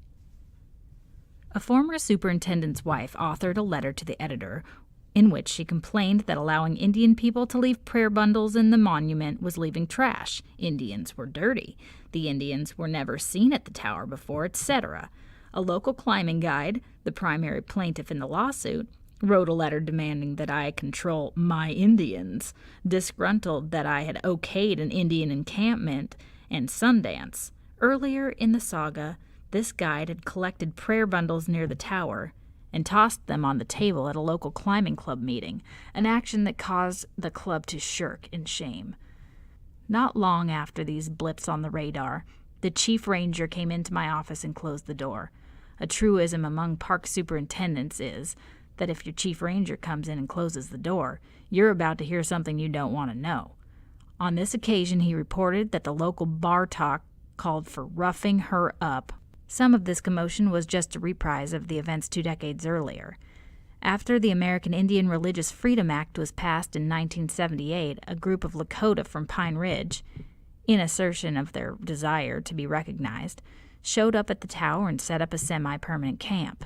Teepees sprouted. They cut down willows for a sweat lodge and demanded that they be allowed to take a deer. Part of the national wave of Indian activism at this time, this turn of events put the National Park Service and the local community in a tizzy. The park closed. An NPS law enforcement team rushed in. Negotiations ensued. The sweat lodge was permitted, but the killing of a deer was not. At some point, a local cowboy got liquored up and shot into the encampment, killing a 55-gallon drum. Everyone scared themselves, and things wound down. Over the time, the whirlwind morphed into a very staid Sundance, held every June. The bar talk was not unexpected. It was just talk. I took some precautions, but I was pretty sure my neighbors would still stop to change a tire, pull me out of a ditch, or help if I broke down on the side of the road. My Mandan colleague at Little Bighorn had been spat on and received death threats. Another nearby superintendent, part of an interracial marriage, suffered men in pickup trucks lurking maniacally outside of his home to intimidate his wife. I kept my local sheriff and the county commissioners informed. My staff looked out for me, and I for them. American Indians tell of a time in the past when the two-legged, the four-legged, and the winged all spoke the same language. All living beings could communicate with one another. I told my staff that we were just hoping to get the two-legged and the two-legged to speak with one another. Devil's Tower flashed into the national media. It was a First Amendment knockdown dragout.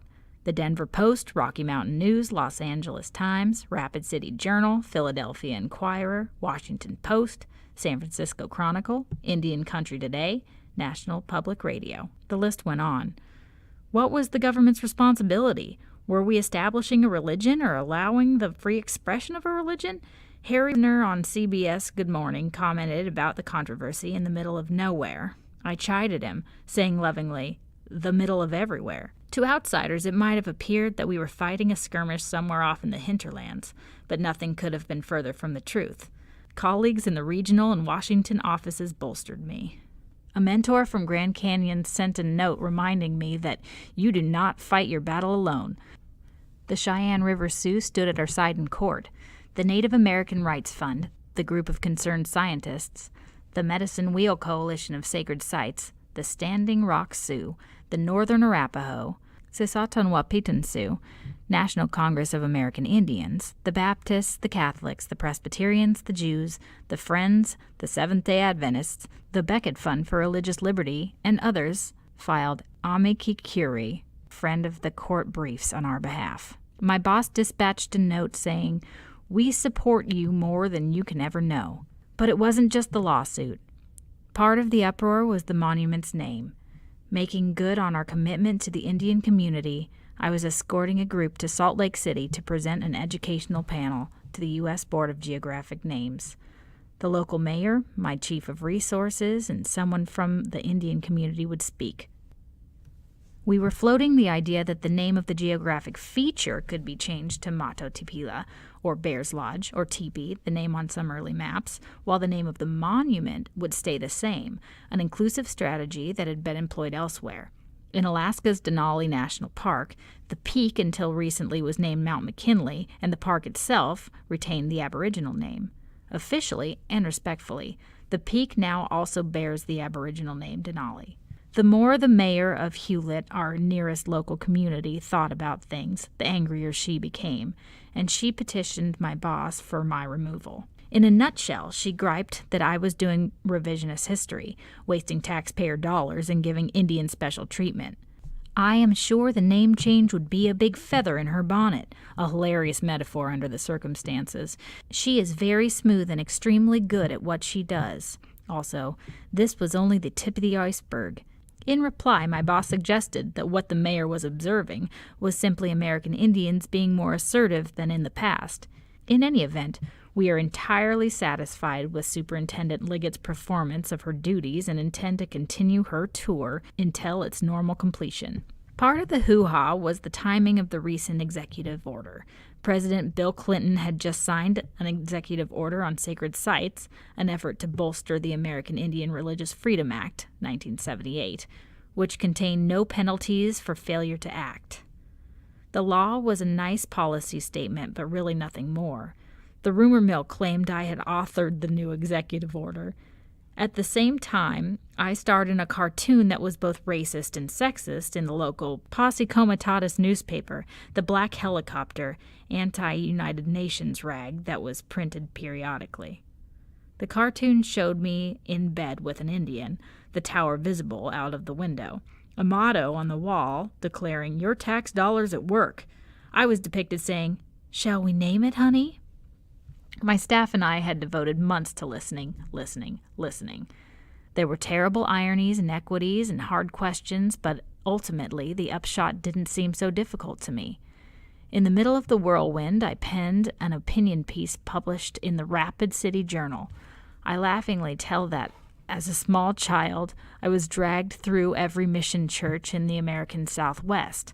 My mother denies this story. I would go on to tell how she would dig in her purse for a wadded handkerchief or tissue and place it on my then blonde hair. She denies this account, but she smiles. At that time, I couldn't understand how little girls with tissue on their heads were being respectful. My mother confesses at this point. She explains that at the time, in the Roman Catholic Church, women were to have their heads covered.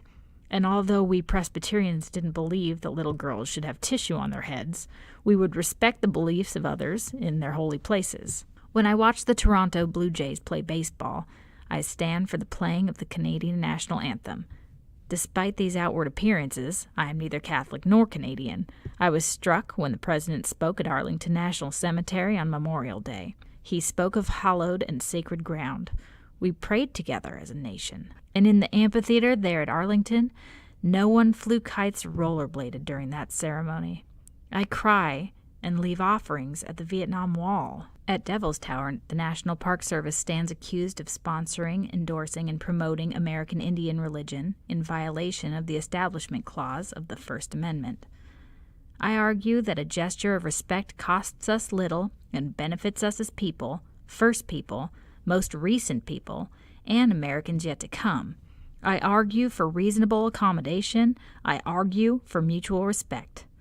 The Federal District Court of Wyoming upheld the voluntary closure. Mountain States Legal Foundation appealed to the Court of Appeals for the 10th District. The Appellate Court upheld the voluntary closure.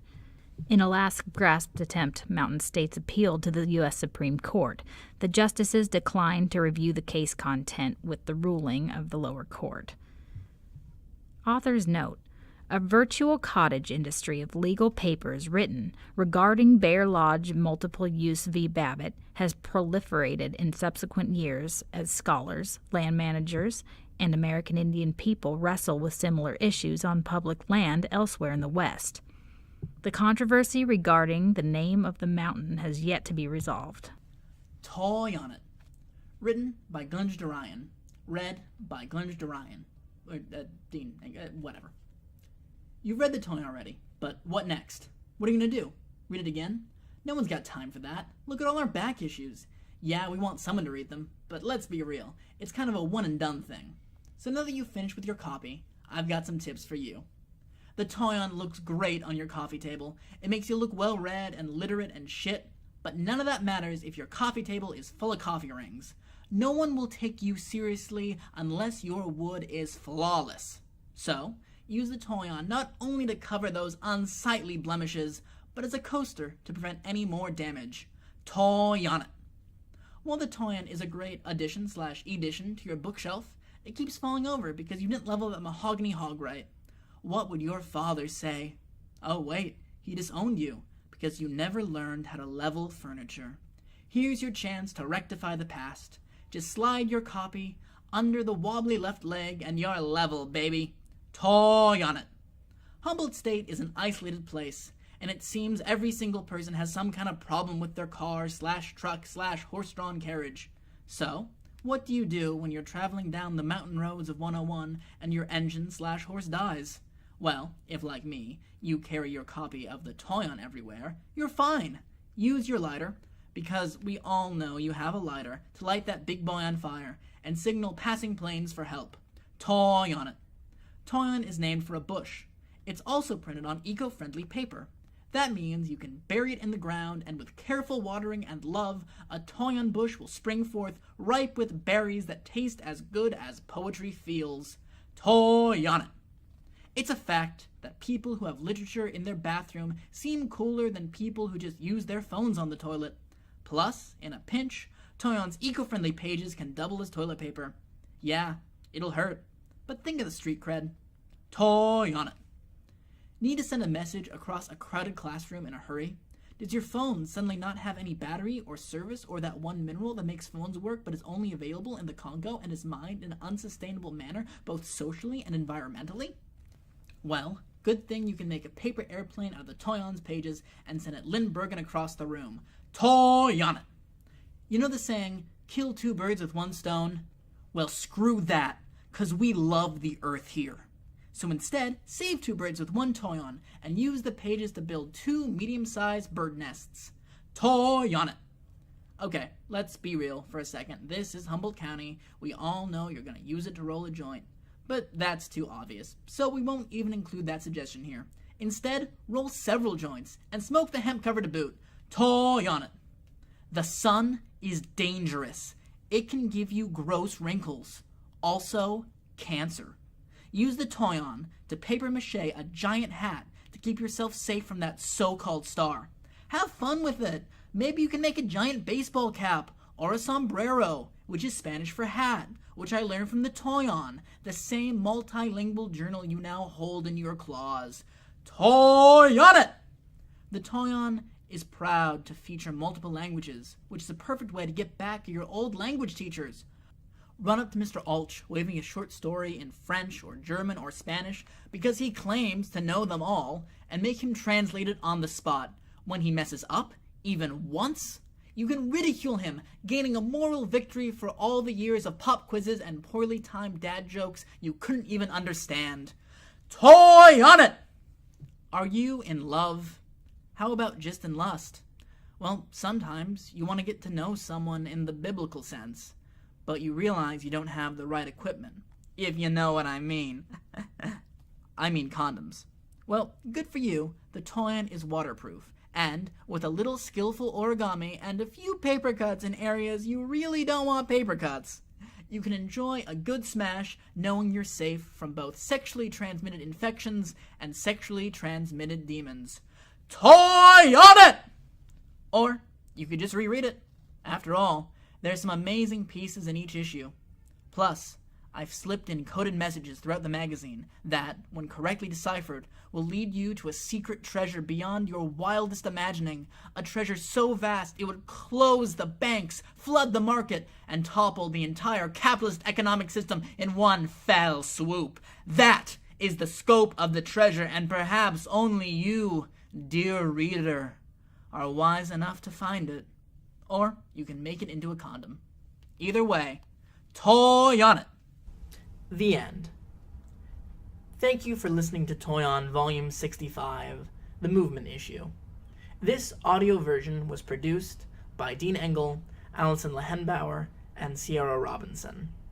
It was edited by Dean Engel. For more information about Toyon, and for the masthead, which features the entire staff for the print issue, please visit the Toyon's website at www.toyonliterarymagazine.org.